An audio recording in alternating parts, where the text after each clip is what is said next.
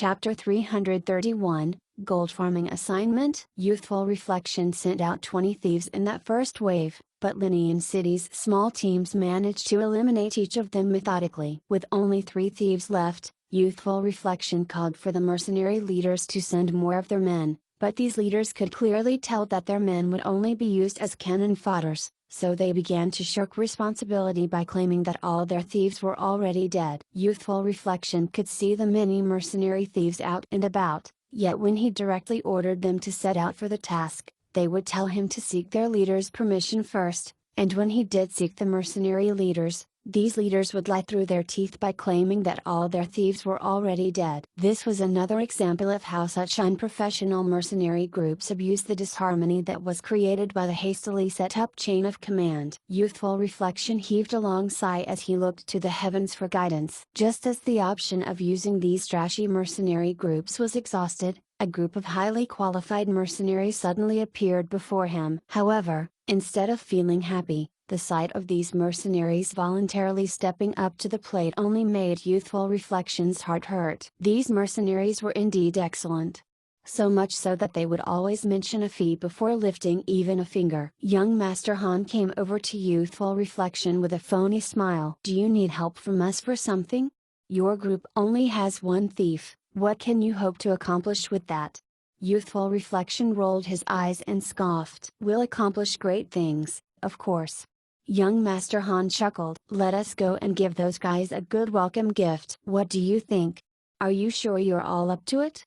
Youthful Reflection was skeptical. He did not doubt the skill that young Master's elite possessed, but given their current special circumstance, most people, Youthful Reflection included, would not be so confident that they could engage and beat the Linian City's players in guerrilla warfare. "We won't charge you a dime if we can't do it, so what do you have to lose?"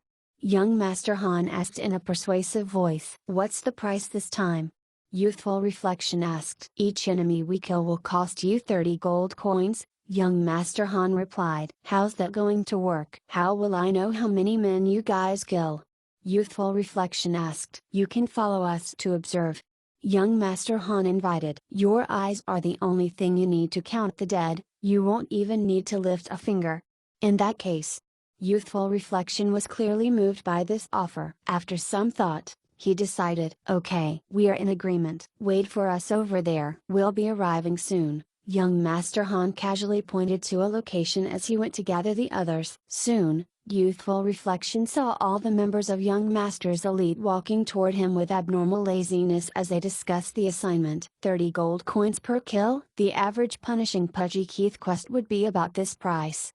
Brother Assist said. Punishing Pudgy Keith was the code name that Yunduan City's players would use whenever they were talking about hiring people to park certain players. 1 for 30 gold coins, so 10 is only 300 gold coins. That damn twerp let those volunteer mobs earn 300 gold coins a pop. He's clearly discriminating against us. War Without Wounds said indignantly. That's not true, Royal God Call refuted, saying, those guys mopped their way to stardom, so it only makes sense to pay such stars a high appearance fee. Ha ha ha ha. All of them laughed heartily. Only Sword Demon had the attitude of someone who was about to perform an important assignment. Meanwhile, Gufei was rather glum, muttering to himself for a bit. He then raised his head and asked, "Just when will we be able to log off today? Why are you always thinking of logging off?" What a deadbeat. The person chiding Gufei was Svelte Dancer. "This is a huge transaction, it's rare to get opportunities like this, my friend, Miles. You shouldn't look so listless." But then again, that's a good thing for us. The person who had said this was drifting. Standing on his either side were Left Hand of Love and Right Hand of Cool. Goddamn. This is a real fight here, boys. We're not trying to chase skirts. You lot better pull your socks up. The player lecturing a bunch of unruly men, who were all scoffing at his words, was none other than Sakura Sakamuni. "You all are." Youthful Reflection was shocked speechless. "Oh, I went back and casually asked around. Didn't expect many people to show interest in this gold farming assignment, so I brought everyone along," young Master Han explained. Besides the above-mentioned mercenaries, There were a few other players who had come along. Gold farming assignment. Youthful reflection was in a daze now. He felt as though he had unknowingly stumbled into a trap as he gazed at this bunch of players whom he had a hard time convincing moments ago but was now positively brimming with liveliness and could vaguely hear his heart shattering into pieces. Oh, yeah. If you want to count our kills, I'm afraid you alone won't be enough. Best to call a few more men to help you keep an eye on us. Young Master Han reminded youthful reflection with fake kindness. Yes, it's best to send a priest with me, Drifting added. It was clear that these people had already been briefed about their current assignment. Give us some pretty ladies. Sakura Sakamuni's brothers yelled. Why would this lady cheat you over such paltry sum of gold? Svelte Dancer glared. It was evident that she wanted to do this assignment alone and did not wish for anyone tagging along as she did her work. Give us an archer over here. We would like a priest, please. We want a priest, too. Make sure she's a woman. Their demands were non-stop. Youthful reflection had tears in his eyes. Still, it was necessary for him to have these men supervised as, given their lack of professionalism, some of them might come to him later claiming to have single-handedly killed off the entire guild of enemies. After their supervisors were assigned, these players roared, onward to prosperity. Diving deeper into the jungle in various directions, the expression on youthful reflection's face right now was as wooden as a tree bark. From here on, a battle exploded into action in the southwest direction. All they heard were a few urgent yells that instantly ended, as though both parties had quickly transited into an insidious game of hide-and-seek. Yelling loudly in such fights was plain suicide. The tranquility of the forest remained, and beyond the occasional sound of the clashing weapons or bursts of flames, the fight raged on practically soundlessly. Such a scene was extremely strange. All of them knew that countless fights were happening around them, but none of them heard the sounds that usually accompanied such clashes. Could it be that the fights among the Linean cities players themselves would usually proceed as quietly as these current fights? 2. The only mercenary group doing things in a grand fashion was Young Master's elite. The 6 men swaggered into the jungle in all their arrogance and made quite the din. They even found the time to ridicule and tease youthful reflection every now and then as he accompanied them. Youthful reflection was having conflicting thoughts right now. On the one hand, he really wished for a vicious ambush to spring on these 6 men and burn them into crisp. On the other hand, he did not want that to happen as he was currently with them and their deaths would basically mean his death as well. Just as he was agonizing over this, Gu Fei yelled, "We've got company." With that declaration, he turned to a certain direction, cast a spell, and disappeared to that part of the jungle. There was indeed a player hiding behind a tree. Having just peeked his head out to check the situation, this man did not expect Gu Fei to be able to sense his presence just like that. When he heard Gu Fei yell those words, he did not even consider the possibility of the latter referring to him. Just as he was wondering who among his comrades had gotten exposed, Gu Fei already teleported and materialized diagonally behind him. The poor man was still gingerly huddling behind the tree. Anxious to log off, Gu Fei did not hesitate in his attack, not even taking the time to greet this man shamelessly as he would normally do, and just quickly sent a sword slash on the man's back. At the same time, owing to him changing his position, Gu Fei spied 2 other players hiding behind another tree in his peripheral view. These 2 men had also spotted Gu Fei, but instead of attacking, they chose to hide. These 2 retracted their necks into themselves and managed to remove themselves from Gu Fei's direct line of sight. Having watched the Yunju on cities mages randomly toss their AO spells, Gu Fei learned a thing or two from them. He first pointed his sword toward his right and chanted an incantation before doing the same to his left. After casting Descending Wheel of Flames and Blazing Tree of 1,000 Inferno to either side, he walked out from the tree line. How was it? Sword Demon and the rest asked. I'm out of mana, Gu Fei replied. We're not asking about that.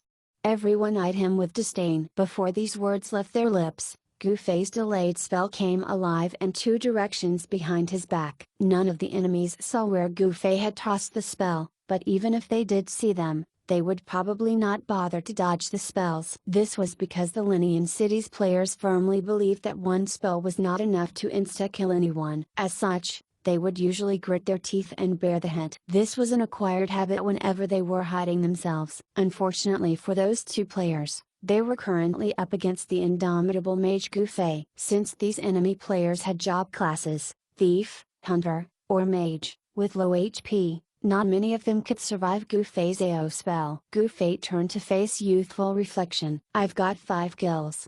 How did you know that?" Although Youthful Reflection had been standing here all this while, he had not seen a thing. He thought Gufei had only tossed out his spells without seeing anything himself. "My park value increased by 5 points, Gufei replied, thinking to himself that Youthful Reflection was really inexperienced for even asking this. Before Youthful Reflection could reply, Gufei rummaged through his pockets and tossed out a dagger in each of his hands to reveal 2 thieves when they connected. Sword Demon with Brother Assist and Royal God Call with War Without Wounds paired up and took on a thief with the spearing. With great precision and skill, these 2 thieves were prevented from slinking back in the jungle. "Here are 2 more," young Master Han announced before those players in front of him could die. Do those kills that I don't witness count?" Youthful Reflection drummed up his courage to ask this question. These mercenaries were doing work for them, so showing too much distrust on them would simply get in the way of things. However, while Youthful Reflection no longer doubted young Master's elite's ability to complete this assignment, he was rather skeptical on whether these men would hide the truth from him, given their unsavory conduct. Youthful Reflection felt the need to show strictness regarding these things, particularly to this cunning lot. Perhaps, the 5 park points Gufei claimed to have earned were only 2 or 3 park points in actuality. Young Master Han bestowed heal on one of the thieves with a wave of his hand. He then gestured to the player that they would have a temporary ceasefire. "How many players did you lose?" Young Master Han asked the thief. 5, the thief replied. He evidently felt that hiding such thing was pointless. Young Master Han shrugged his shoulders as he addressed Youthful Reflection. "There you have it. Chapter 332, A Battle Without Sound." This was how Youthful Reflection followed young Master's elite's hunt for kills and slowly discovered that their overt engagement was not done without reason. Gufei's skill did not simply counter stealth, and he was always the first to spot enemies attempting to hide or snoop from behind trees. The sneak attack tactic of Linian City's players that left others quaking in their boots was rendered ineffectual with the Mage Gufei around. It was simply undeniable how powerful Gufei was. There was an instance when 4 out of their squad of 7 accidentally stepped on traps, just as the enemy team of 10 thought that they had gotten the drop on them and leapt out from behind their hiding places to exterminate young Master's elite. Gufei single-handedly killed 7 of them off and caused the remaining 3 players to flee in panic. Even his friends felt envious over his stunning display of indomitable strength. This makes 24 kills for a total of 720 gold coins. Young Master Han smiled sweetly at Youthful Reflection as he said this. He was among those who had stepped into traps, yet his demeanor was as composed as ever. Indeed, ever since the start of their sweep of the jungle, this team alone killed 24 players. The battle itself no longer held any suspense for Youthful Reflection, only ever feeling concerned as to when they would meet new enemies. It was really as though Youthful Reflection were just leisurely playing the classic game of Minesweeper. Besides young Master's elite, the other mercenary groups have their respective fighting styles and kill counts as well. Drifting's spell damage was definitely not below Gufei's, and what made him scarier than the latter was how liberal he was with the number of spells he could dish out at once. Once his team sniffed out the enemy's position, 2 AO spells would begin their interaction, eliminating half of their enemies. The bizarre icy mirage that followed frustrated the opponents to no end, as fighting those false images wasted precious time that they really could not afford,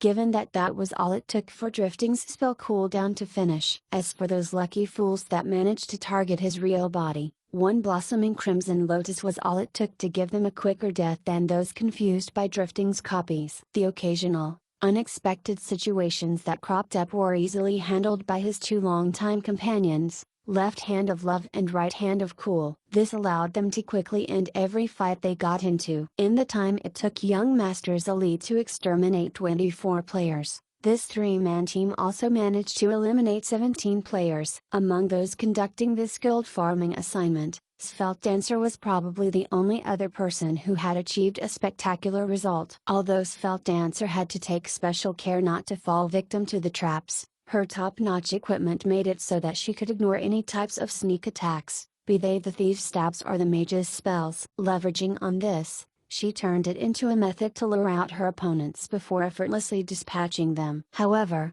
her worry of getting ensnared restricted her from roaming about in her top speed, which subsequently reduced her efficiency by a lot since it was possibly one of her biggest advantages as the apex rogue. So far, she had killed 7 players. Nonetheless, given that this was earned while working alone, besides Gufei, it was quite impossible to find another solo player who could be this successful in this assignment. The others were not as outstanding as those 3 mentioned above. Although the average experts were able to eke out a victory against their enemies, most of them were no match for their Linian city's counterparts here in the jungle and were sent respawning to a city with every clash. Naturally, those from traversing 4 seas that were there to report the kills also got dragged to death with them. These players must be feeling remorseful for placing their greed above their survival, but it was already too late for that now that they were back in their respective spawn points. The most outlandish result actually came from Sakura Zakamuni and his men. This lot of skeevy men thought of fighting their enemies using the same method of setting up an area of traps for Linian City's players to step on. It was unknown whether they had terrible luck or something,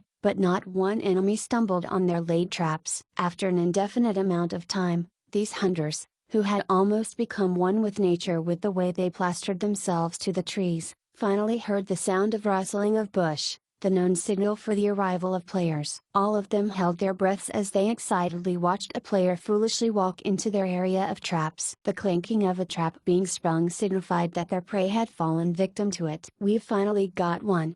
All of them cheered as they rushed out to surround the man. Bows with knocked arrows were raised, spells were readied, and even staves were brandished rather menacingly. The player, who had stumbled on the trap, was so frightened that tears almost leaked out of his eyes as he squealed, "Who are you people?" This was a rather strange question. 2 parties were currently embroiled in battle, so why would someone from one side ask those from the other side who they were? Sakura Zakamuni suspiciously appraised this player's equipment and his heart shook from what he found out. After a short pause, he asked, "Who are you?" I'm just passing by. What are you guys doing?" "I'm just a newbie, so I don't have any equipment or coin. Please don't kill me." The man was flustered. "Newbie?"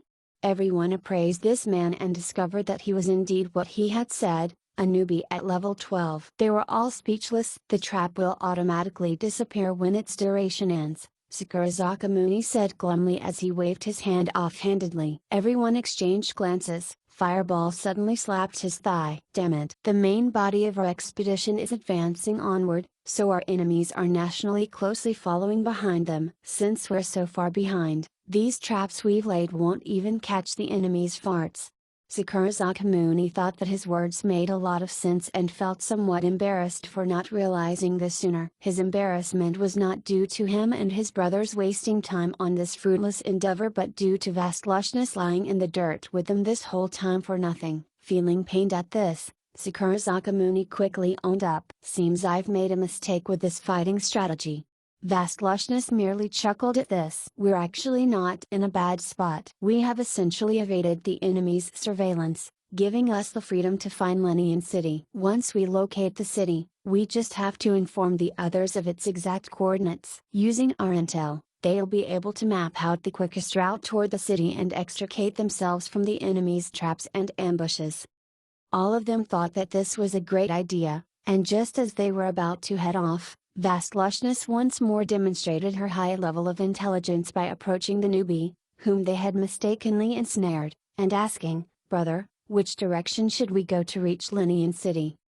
This question was akin to the break of the clouds that revealed the clear skies beyond. Given the type of terrain Linian City had, even the locals could not just rely on the cardinal directions to know which route they should take or where the city gates lay once they entered the jungle. They needed actual coordinates to find their way around. This was especially true for the newbies, and to prevent themselves from getting lost, many would note down the city's coordinates. This man took out his booklet and showed it to Vast Lushness. "Just how many gates does your city have?" All these men surrounding the pair exclaimed when they saw a whole page worth of coordinates in the man's booklet. "Linian City is different from most in-game cities. You'll understand when you get there," the newbie replied. "Thank you very much. Let me just copy all these down." Vastlushness took out her booklet and jotted down all the listed coordinates. By the time she was done, the trap that the newbie had stepped on deactivated. Sorry for all the trouble. Receiving his booklet, the newbie left while feeling puzzled. Alright, according to these coordinates, the nearest route to the city should be this way. Vastlushness clutched onto her booklet and led the way. Be wary of traps. Sakura Zakamuni expressed his concern. Darting right in front of her, he began to sweep around the ground for traps. We should inform the rest, then. Someone suggested. Don't. Vastlushness shook her head. We'll take a look first before informing them. Why? The enemies are keeping an eye on our expedition's heading direction and movement. They don't know about the existence of our team. If we manage to get to Linian City first, we can find out whether the enemies have laid other traps and inform the others about those, Vastlushness explained. That makes a lot of sense. The rest nodded their heads in agreement. Shortly after this conversation, they proceeded to head toward the indicated coordinates for the city. At the same time that this was happening, Deep Waters received reports about Yunjuan City's small teams retaliating to their ambush teams. In the big picture, Yunjuan City's players were actually the ones suffering greater losses. Although 3 routes were efficiently cleared off by Young Master's Elite, Drifting and his 2 companions, and Svelte Dancer, it was evident that absolute dominance could not make up for the advantage that Linian City's players held in this forest battle. Still, Deep Waters had no plans to entangle with those top experts, so he ordered everyone to note the unique methods that these 3 teams employed and to disengage and flee at the first sign of their presence. After Young Master's Elite eliminated 24 players, they only managed to grab 2 more enemies, bringing their total kill count to 26. They did not meet any enemies after, and the last 2 that they had caught were actually alone. Not one comrade came out to assist either of those 2, which was drastically different from their previous encounters with the enemies. Because of this, they realized that the enemies were intentionally avoiding them. Looks like that's our final kill count. They helplessly reported this to Youthful Reflection, indicating their readiness to end the foray. Youthful Reflection had an ugly expression on his face. Every man Gufei and the others killed caused his eyelids to twitch. But what made it worse was the losses they had sustained outside of the 3 teams. Although Youthful Reflection did not care for these mercenaries' survival, he was still very perturbed over their huge losses. After handling the Yunjuan City's players that were impeding their harassment, the 10-man teams of Linian City managed to rendezvous with their other members and to begin their relentless harassment of the enemies. A little spell here, an arrow there, a trap below, or a thief appearing behind the advancing army. There were plenty of variations to how they harassed Yunjuan City's players. While those were not enough to kill the players outright, it nevertheless tested their endurance. Some players even lost their cool and broke off from the main body to chase after their attackers. If many dove to retaliate, they would not find a trace of the Linian City's players. If few went, the Yunjuan City's players would find themselves disappearing without a trace. While the archer formation's fearsomeness remained, it simply could not put up with the enemy's ability to harass them from every angle. After all, the number of archers needed to reach a certain threshold before they could be powerful. Too few and the arrows would be no more than a smattering of disorganized projectiles, which was no different from the arrows of the average archers. Oathless Sword was on the verge of a mental breakdown. If he were to ignore the enemy's harassment, the enemies would most likely gather their force and push in a single, powerful wave. If he minded their harassment, the Yunjuan City's force would most likely scatter and lose themselves in this dense jungle. The 2 sides went back and forth a few more rounds. Neither side had a significant lead when it came to the losses, but Linian City's players held the upper hand in this situation, and they were currently more mentally assured as well. Linian City's players had actually achieved their goal of slowing Yunjuan City players' progress through this jungle, so their side was technically victorious in this extended skirmish. All of Yunjuan City's players shared the same miserable feeling. If possible, they would surely raze this entire jungle to the ground. This was when Young Master's Elite, Drifting, and every surviving mercenary came strolling back to the battalion. Not one of them showed concern about their current predicament, and the first thing they did on their return was to accost Oathless Sword for their payment. 26 kills, 780 gold coins, Young Master Han reported. 18 deaths, 540 gold coins, please." Drifting reported his result as well. "I've got 9 players, so that's 270 gold coins," was Felt Dancer's tally. The lucky survivors also reported 1 to 3 kills, shamelessly asking for their earnings. Oathless Sword could no longer hold it in and he sternly denounced them. "Gentlemen and ladies, please. We're in a critical situation right now. Can't we all just set aside petty profits and focus on coming together to tide over this hardship?" "What do you mean hardship?" "This is nothing but a minor speed bump on the road, block any incoming troops, and buttress any flowing water one. Don't you know what that saying means?" Young Master Han asked. Chapter 333, Entrapment. This continuous harassment isn't particularly damaging. The goal of the enemy is to delay our progress to Linian City. Seeing how they are looking to stall for time means there is sure to be another set up ahead, Youthful Reflection said with a blackened face. "Do you have any idea what's awaiting us?" Young Master Han chuckled. "It must be a sort of ambush." Youthful Reflection's gaze was distant. "So you've managed to guess it? Then, can you tell if anyone else will carry onward upon knowing that there's an ambush waiting ahead?" Young Master Han sarcastically asked. "No matter which way we go, the enemies are sure to have a good grasp of our movement," Youthful Reflection angrily commented. He recalled that he had hired Young Master's elite moments ago precisely to eliminate all the enemies around them. In the end, he ended up wasting all that money for nothing, as these mercenaries made profit, yet their situation remained the same. If they could lay an ambush just by knowing our heading direction, why would they need to stall for time? Young Master Han laughed. Youthful Reflection was stunned for a moment and could not think of a reply for this. So it can be seen that no matter what plan they have in mind, they need time to set it up. "I'm pretty sure they'll be caught off guard if we are to suddenly change our heading direction," Young Master Han opined. "That's easy for you to say. How will we find our way to Linian City if we are to change our direction like what you are suggesting?" Oathless Sword asked. "Why would that be a problem?" "Look, someone actually found the city." Young Master Han's words were interrupted by Youthful Reflection. "Mooney, that rascal Sakurazaka Mooney actually found Linian City." "Found the city? Where? How did they find it?" Oathless Sword was injected with life when he heard this. This was quite possibly the only news worth being happy about this whole night. He said that there are plenty of entrances to Linian City and to just walk at random. Youthful Reflection replied. "What does that mean?" Everyone was perplexed. The meaning behind that statement was only understood by Sakurazaka Mooney and his gang once they arrived in Linian City. Squirreled deep within the nestling woods, Linian City was very different from the other in-game cities like Yunjuan City, Yi City, and Beishi City. While the 3 cities were surrounded by tall walls, with 4 major gates in the respective cardinal directions of the city, Linian City was essentially part of the jungle. The city was surrounded by trees that reached for the sky, and its streets were right next to the jungle. The coordinates that vast lushness had gotten from that newbie player seemed to be the coordinates for the entrance to every street in the city. Players could easily enter such a city as long as they got near it. It was really unlike Yunjuan and the other cities where entry was only possible through their 4 main gates. Sakurazaka Mooney informed Youthful Reflection of the good news only after they had ascertained the situation. "That's great. We're not too far from there."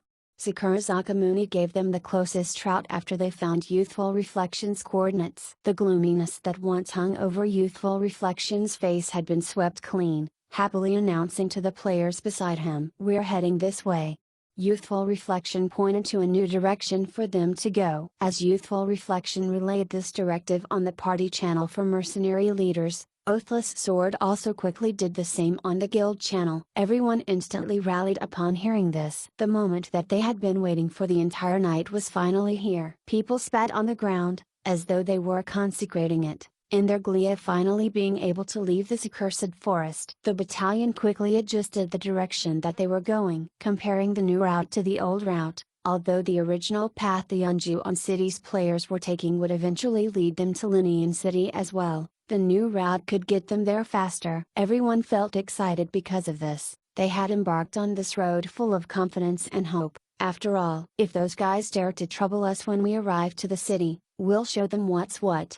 Someone avowed. On the party channel for the mercenary leaders, Sakurazaka Muni was not being idle either. He bragged about how his accidental capture of a player from Linian City had been a plan that they intentionally enacted. The more young Master Han heard about this, the more he felt that something was amiss. His expression slowly began to morph. Is something the matter? Sword Demon was his longtime gaming partner, so he could easily tell if something did not sit well with the priest. They harassed us to stall for time, indicating that what they've set up required time to prepare. And yet, all we have to do is change our heading direction and their ambush will surely fail. I've been wondering why their plan has that major flaw, and I can't help but feel suspicious now that we've stumbled on an easy path toward the city. That makes a lot of sense. Sword Demon nodded his head in agreement. Quickly inform Youthful Reflection about this, Brother Assist proposed. I think it's a little too late. Gufei suddenly raised his head. Near a row of houses by the very boundary of Linian City, Deep Waters was holding a short bow as he leaned against a wall. A man was standing right beside him, and it happened to be that level 12 newbie that Sakurazaka Muni had accidentally ensnared. Boss Deep Waters, what do you think of this setup? The newbie was laughing when he asked Deep Waters this. Not bad. Deep Waters nodded. Hee. The newbie was still chuckling. Deep Waters looked at him meaningfully before tossing over a money pouch. The newbie caught it in midair and instantly became delighted. Does Boss Deep Waters have anything else you need taken care of? Haha. It's best if we wait till you get to level 30. Deep Waters chuckled. Sheepishly scratching his head, that man bid him goodbye and ran off. At the same time, several players suddenly came running from a side street, made a beeline for Deep Waters, and asked, how is it? These men were responsible for monitoring Traversing 4Cs and the other players from Yunjuan City. They all rushed over once they respawned in the city. It's all going according to plan, Deep Waters told them. Will they fall for it? Of course. Even if anyone figures it out in time, it's still too late for them. Deep Waters revealed a victorious smile when he said this. How do you want us to deal with those players waiting for their comrades' arrival over by the edge of the jungle? These people were referring to Sakurazaka Muni and his gang. Hee. Forget about them. They've contributed enough. Deep Waters continued to chuckle. It's time. Someone beside Deep Waters perked up. Yes.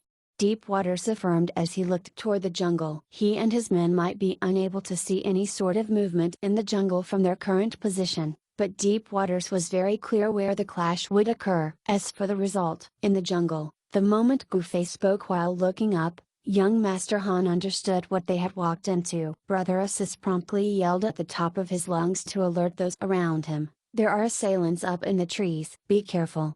This shout alerted not only Yunjuan City's players, but also Linian City's players that were hiding up the trees. They were holding back from attacking because their targets had yet to enter the ideal kill zone that they had designated. Unexpectedly, the Yunjuan City's players discovered them a bit earlier. Since Brother Assist's shout already alerted the others of their presence, they decided to take it as a signal for them to attack. This was a land versus air battle. Although everyone had cheerfully embarked on this route, Youthful Reflection had not let his guard down even once. He had been taking command of Traversing 4C's archer formation all this time as they advanced forward. When these archers heard Brother Assist's yell, they knocked their arrows and aimed them toward the treetops before Youthful Reflection could order them to do so. Unfortunately, the overgrown foliage that hung above them made it difficult to spot any humans despite being warned of their presence. They did not have the time to carefully search for their enemies on the treetops as Youthful Reflection immediately ordered them to fire. Almost at the same time,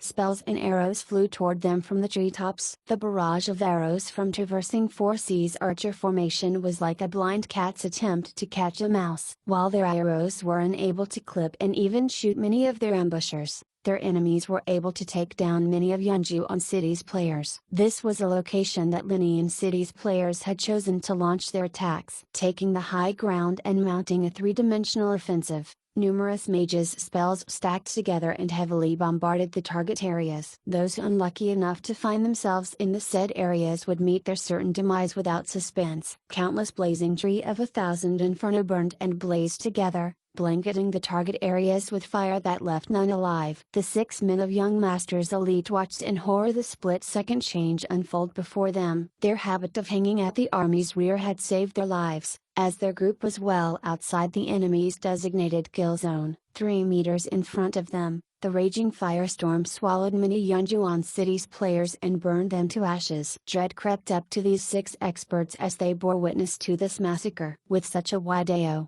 not even Gufei's blink would allow him to escape the area of flames before them. Disperse! Everyone, quickly disperse!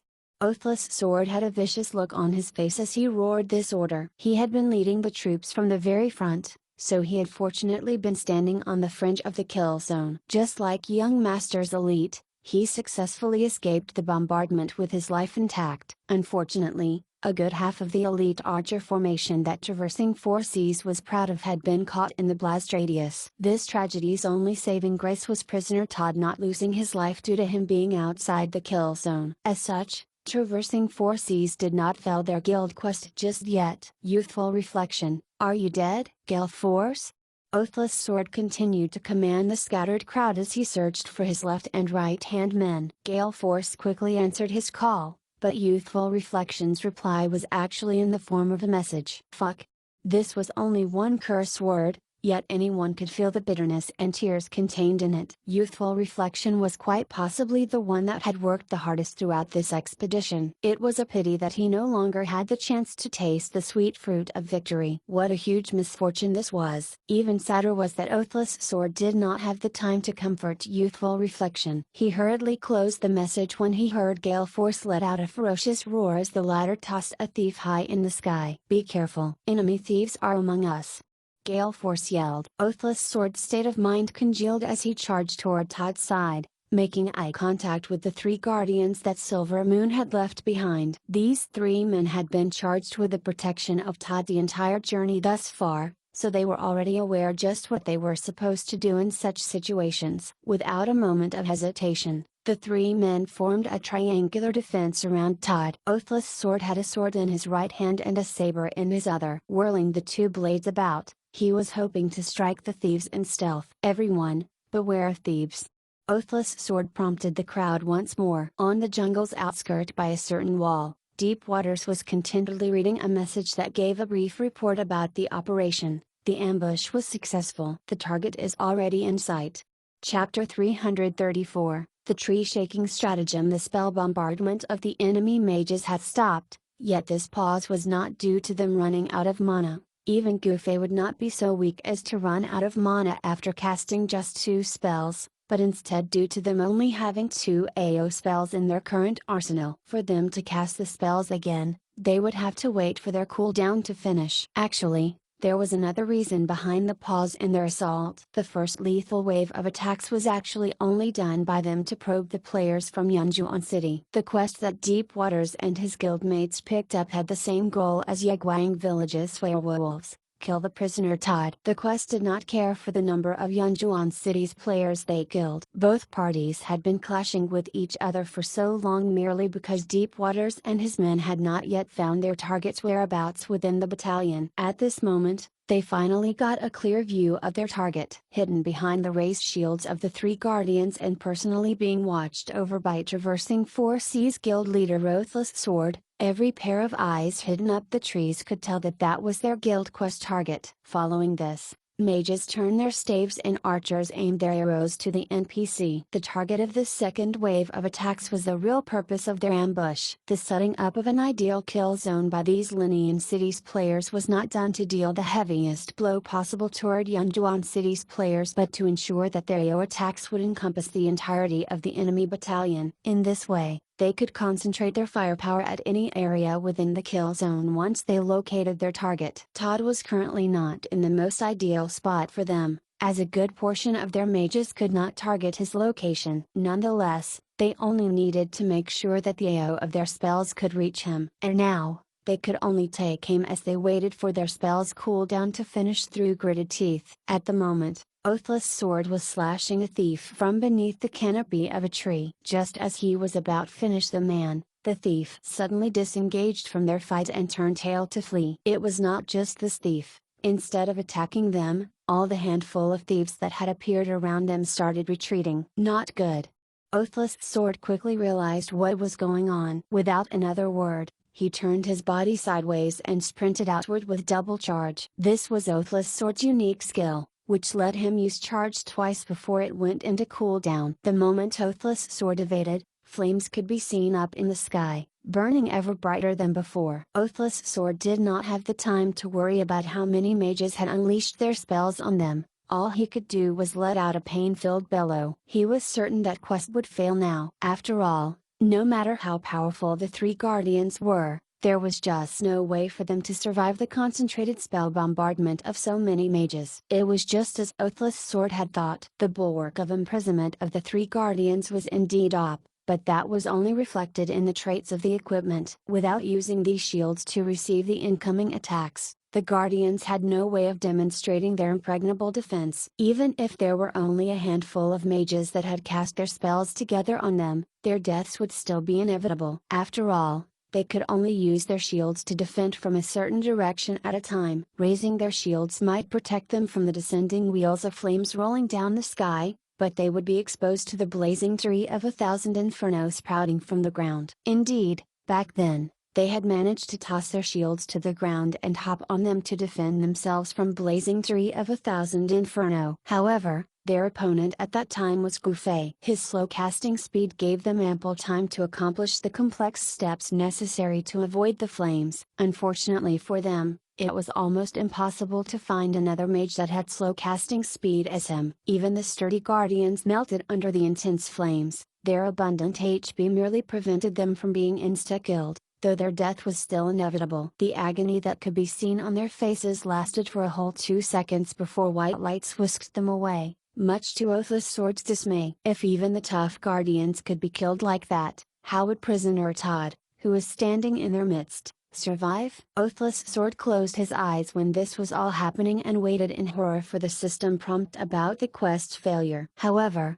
he was in for another surprise. The guardians were no longer there, but the ground continued to burn with intensity. Those from Yunjuan City that failed to escape the spell's AO in time had all been killed off, but Todd, with his unkempt hair and permanently blank eyes, was just standing there. He's still alive. Othless Sword was so shocked that his mouth hung agape. However, he quickly returned to his senses. Hurriedly darting over to Todd's side, he dragged the NPC out of the flames. It would be troublesome for Othless Sword if Todd resisted. Fortunately, the NPC was very obedient. It was almost as though the NPC was aware of the predicament he was in, as the prisoner immediately followed when Othless Sword dragged him away. Othless Sword waved his arm and yelled to the others, "Cover! Give us cover!" Half of Traversing Forces was still intact, and the archers and mages from the mercenary groups were still alive as well. These players were currently seizing the lull in the attacks to randomly toss their own attacks on the treetops. Meanwhile,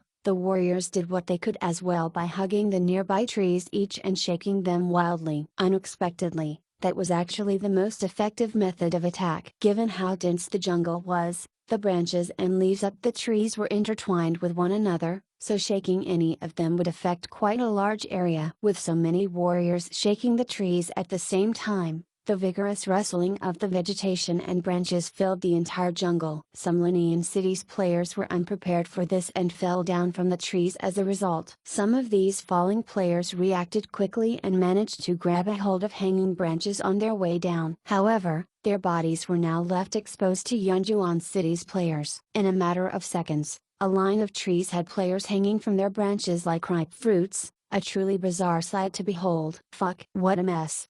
Young Master Han face-palmed. Everyone heard a branch snap and, in the next instant, a mage fell down in a heap near where young Master Han stood. A fiery glow was seen as Gufei displayed his pocket unsheathing technique and insta-killed the man. That was not the only thing the shaking of trees was good for. What was great about this method was that those players atop the trees could not initiate their attacks now. The players hiding within the trees were archers and mages, so while most of them managed to not fall down by hugging the tree trunks, they could also not do anything else. The archers needed both their hands to fire off arrows, but since they were using them to keep their balance on the treetops, how would they be able to shoot anything? As for mages, although they could cast spells with one hand, unless it was a sort of instant cast spells, they were still required to remain stationary while chanting the spell's incantations. Since the trees were being shaken wildly, They were being shaken along with them and could not stand stably on their feet. Even the slightest shifting of their feet could not escape the system's strict judgment, so not one of them succeeded in chanting spells. The Yunjuan city's players had yet to realize the ingenuity of their actions, but they could tell that the shaking of the trees was helping them in their current plight. Those enemy players that fell from the trees were killed off before they could climb to their feet, and those that were hanging on the branches became living targets. The tide of this battle had turned in an unexpected way. Oathless Sword was also demonstrating the proper qualities that a leader of a large guild should have now. Keeping an eye on Todd standing next to him,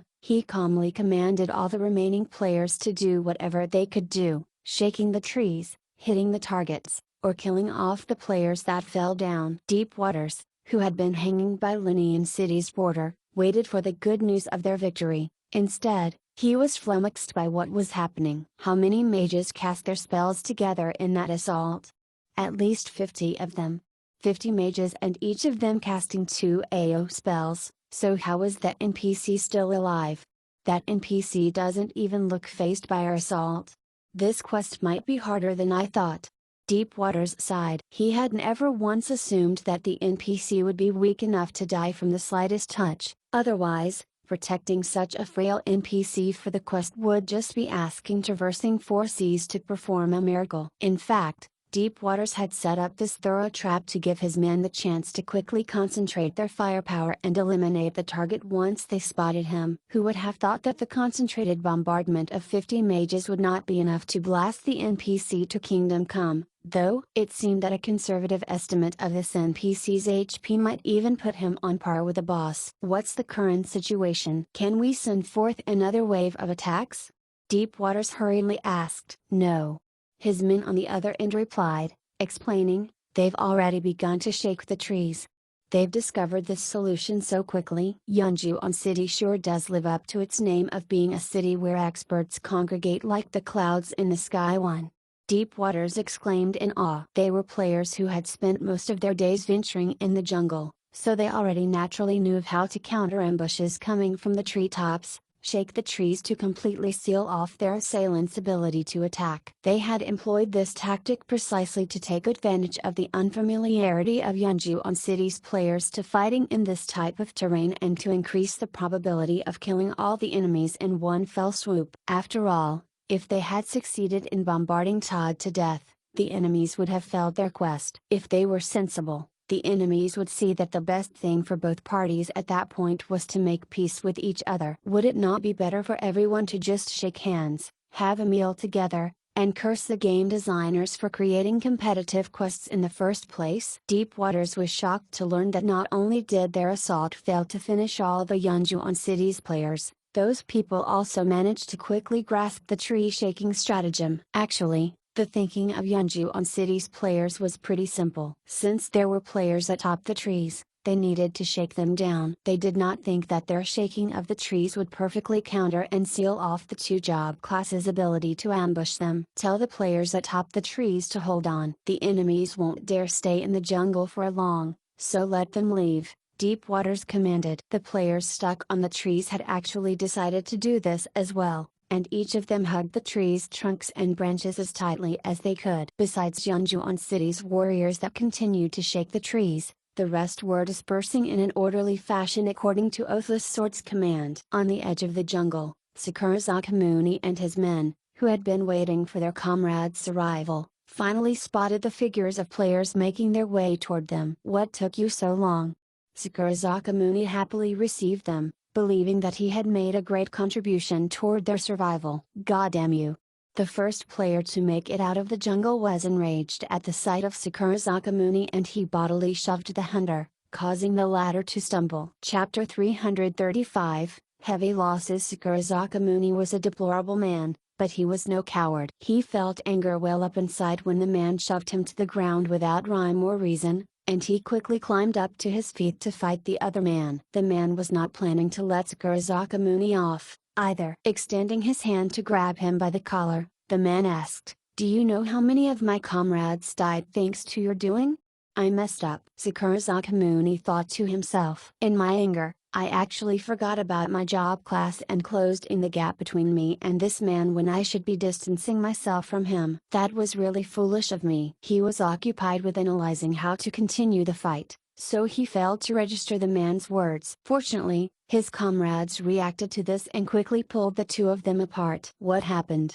Vastlushness asked, perplexed. It was apparent that the man's anger towards Sakurazaka Muni had basis, as almost every Yonju-on City's player was glaring daggers at him. Are you in cahoots with that Deep Waters guy? Someone demanded. Sakurazaka Muni felt even more incensed at the person's accusation, so he barked at the man who had shoved him. Only people without morals would be in cahoots with Deep Waters. His voice was a little loud, so those nearby heard him. Deep Waters and a few of his comrades were not far from Sakurazaka Muni and Company's location. All of them were disgruntled when they heard his outburst, indubitably feeling insulted by Sakurazaka Muni's words. What happened? Vastlushness asked with knitted brows. A beautiful lady was truly a fantastical existence that could influence different settings. At times they could act as a catalyst, and at other times they would be akin to an inhibitor. Right now, when Vastlushness asked this question, the others stopped yelling and explained everything in a calm voice. We were ambushed on our way over. With that, these players hatefully glared at Sakurazaka Muni once more. What ambush? Vastlushness hurriedly asked. The enemies were hiding on the treetops on the path here and were waiting for us to pass by. When we arrived on the path, they unleashed Teo spells on the unsuspecting us, and those that did not manage to evade in time died, the player narrated. How did this happen? Sakurazaka Muni trailed off in his shock. He could imagine their side-staggering losses after suffering such an ambush. Shouldn't we be asking you that?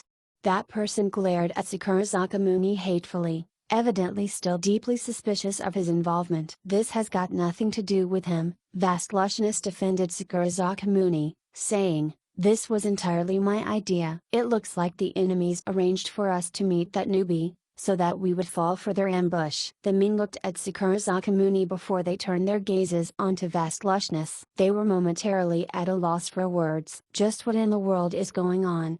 Someone roared. Another player, who just came out of the jungle, glared at Sakurazaka Muni with rage as he dragged someone along with him, who happened to be the prisoner Todd. This person was of course traversing 4C's guild leader Ruthless Sword. This was all the enemy's ruse.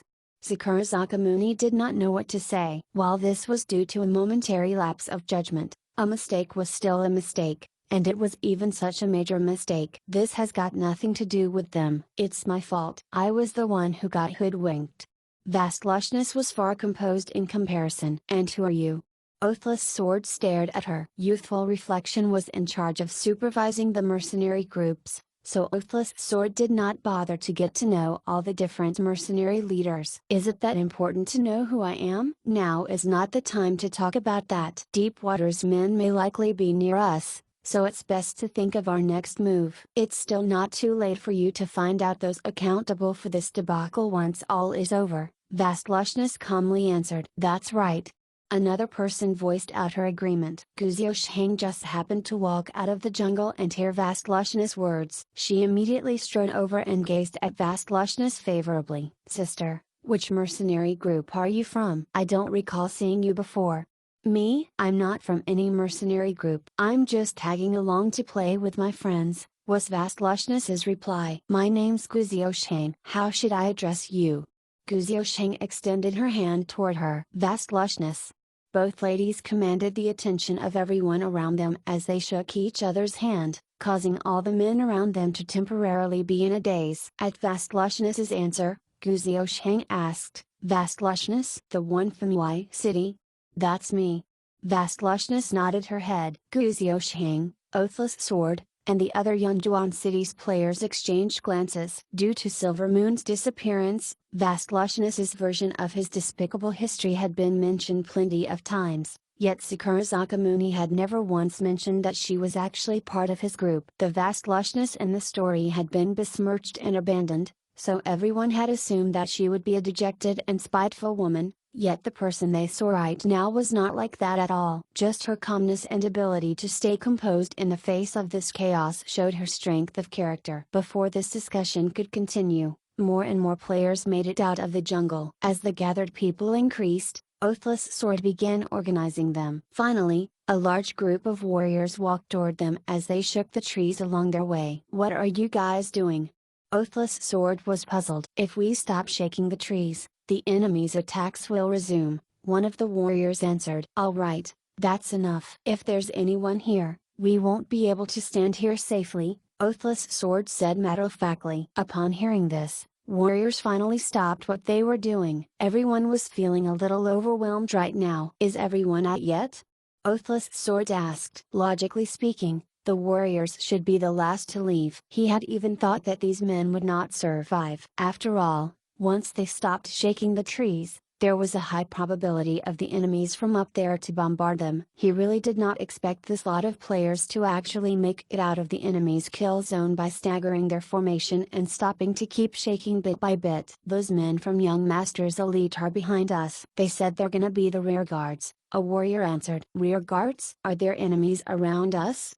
Oathless Sword grew nervous and he moved to organize the remaining troops to resist the enemies. "It's fine, we've already taken care of them. It's just a few enemy thieves in stealth."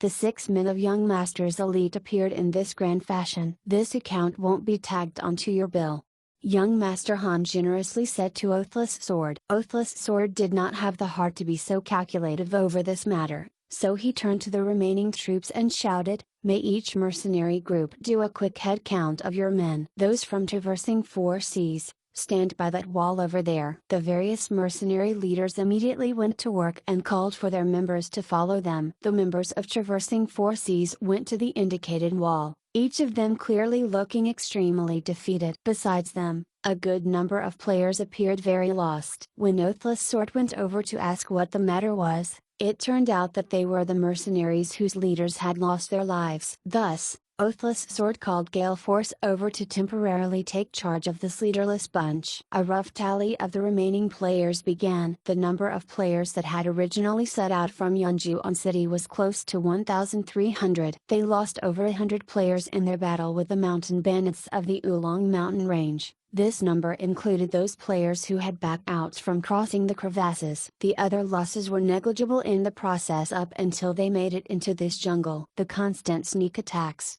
harassment, and that huge ambush they had just experienced caused them to lose almost 600 players. This battalion that was originally close to 1,300 in number was now reduced to roughly about 600 men. Everyone was despondent. This was because nearly everyone, except for Young Master's Elite, had lost comrades in the process. This 6-man team had not suffered any losses in this expedition so far, and their purses had steadily been getting fatter all this while. All the remaining players had a mournful expression on their faces, so the 6 men thought it wise not to look too happy themselves. However, when the 6 men looked around them, they saw that even the Amethyst Rebirth ladies looked crestfallen. Royal Godcall could not hold himself back and asked, "Hey, you girls didn't suffer any losses either, right?" The Amethyst Rebirth ladies had also been hanging around the rear end of the procession when the ambush occurred earlier, so they were fortunately able to avoid that disaster just like Young Master's Elite. "What are you saying? We've lost plenty of our comrades when we were crossing the Oolong Mountain Range." One of the ladies rolled her eyes to Royal Godcall. Royal Godcall was speechless. The challenge of courage over at the Oolong Mountain Range had indeed caused plenty of Amethyst Rebirth members to back out, which included his beloved Grape. He had originally wanted to make use of this expedition to get closer to her. "Fate sure loves to make a fool of us, humans." Royal Godcall became morose when he thought of this. Gufei was possibly the most affected among the 6 men. This heavy atmosphere that had settled finally caused him to blurt out, "Can we log off yet?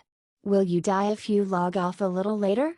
Young Master Han rolled his eyes. "I still have classes to supervise tomorrow morning." Gufei reasoned. "What utter baloney. I've never heard of this early morning exercise thingy before," Young Master Han scoffed. During their first meeting, Gufei had told Royal Godcall that he was a teacher. After everyone became more familiar with one another and upon further probing, they learned that Gufei was a PE teacher. "There are always morning exercises. Have you never attended school before?" Gufei asked. "I've been to school, but I've never done the exercises," Young Master Han casually replied. The people around them continued to hold this somber silence, not one of them saying a word. They were waiting for Oathless Sword to say a word, yet he was still busy taking charge of matters with his guild. Honestly, he did not really care much about the number of players left from the mercenary groups. What he was more concerned about was the safety of Todd and the number of traversing 4C's men that they had lost. It was apparent that he was not good at this sort of thing, as he had yet to finish counting all the members of his guild that were standing by the wall even now. However, a new problem rose before the last one even subsided. Oathless Sword had not even finished counting his guild members when many mercenaries came to him. Guild leader Oathless, we've decided to withdraw from this mission. Chapter 336, Different Goals. Silence. Dead silence. Focus. Everyone's gaze was focused. The person who had said this was just a nobody from one of the mercenary groups. Oathless Sword had been doing a head count of his remaining men when he turned his head back to regard the man. He then calmly smiled. Get your mercenary leader to come and speak to me.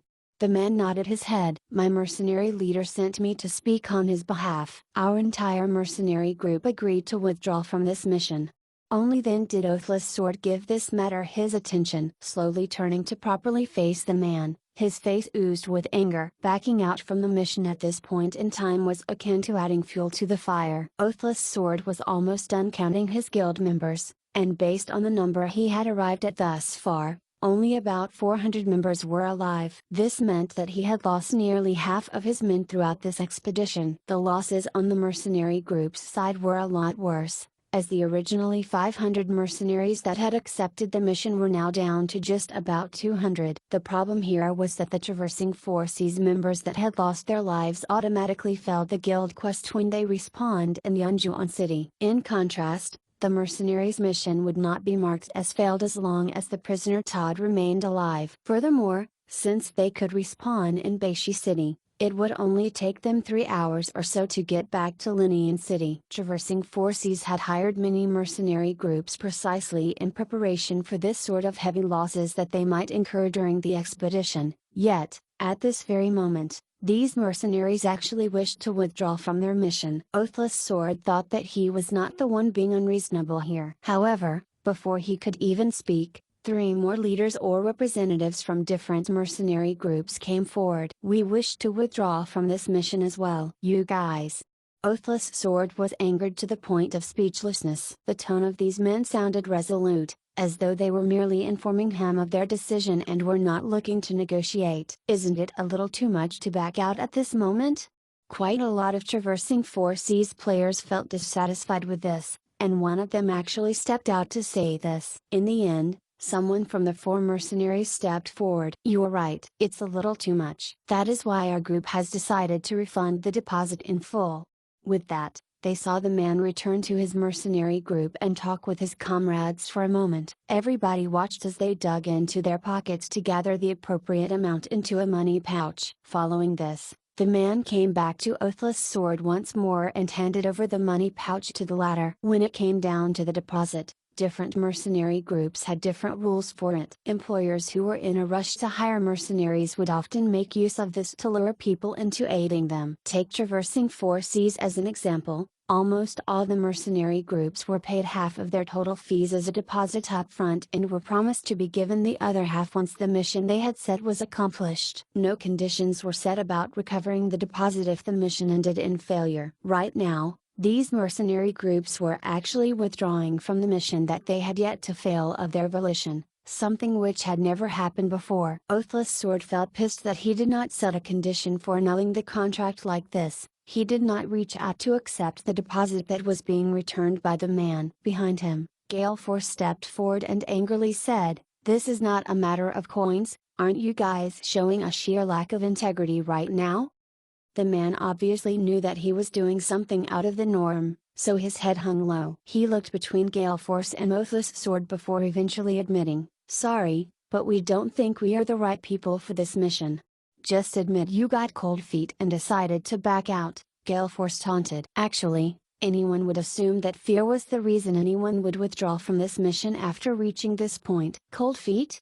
The man revealed his suppressed anger when he heard Gale Force's ridicule. Yet he continued to talk to them in a moderate tone. "We are well aware of where we stand in this mission and know that we're just going to be used as cannon fodders before we even accepted this mission, so do you really think we would decide to back out due to getting cold feet?" Gale Force was stunned. "Guild leader Rothless, I'm sure you remember what you said to entice us into accepting this mission. Did you honestly think we accepted this mission for the mercenary fee?"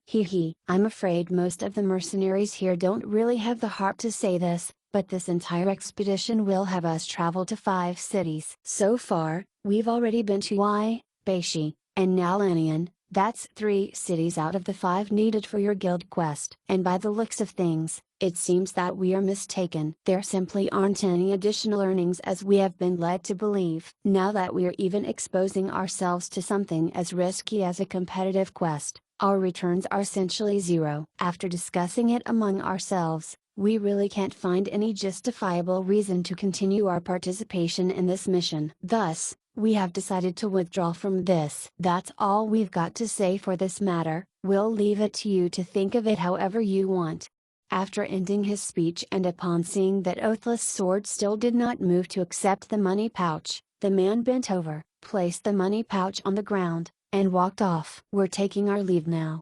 Many players left the crowd with him and returned into the jungle without glancing back even once. The other 3 mercenaries, who also wanted to leave, felt that that man had already said everything needed to be said, so they quietly took out their money pouches and placed them on the ground before leading their men away as well. Oathless Sword was about to say something when, unexpectedly, the men's move spread like the plague through the crowd. In a matter of seconds, 5 more mercenary groups came forward to leave their money pouches and silently took their leave. "Hey, all of you," Gale Force wanted to chase after them in a fit of rage, yet Oathless Sword held him back with a shake of his head. "Forget it, let them go."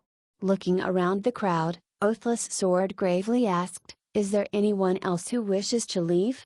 The other remaining mercenary groups exchanged glances. This included the Black Hand, the largest mercenary group in Yunjuan City. Although their mercenary leader, Black Index Finger, died, the Black Hand did not see it fit to withdraw from this mission. As such, Drifting, who was acting as the temporary leader of the Black Hand, humbly stood among the crowd. The Amethyst ladies did not withdraw, either. Besides Young Masters Elite, they were probably the only ones who did not suffer any casualties. It was quite the miracle considering how weak their mercenary group was. There were the skeevy men of the Great Hunting, as well. They did not lose anyone during the confrontation in the jungle, and most of their losses were from that time they had been in Y City. 2 ordinary mercenary groups remained besides those already mentioned. Naturally, Young Masters Elite was still around. Oathless Sword did not really care whether these 6 mercenary groups remained or not. Instead, his gaze was on the 7th mercenary group that had chosen to stay and he called out in an emotional voice,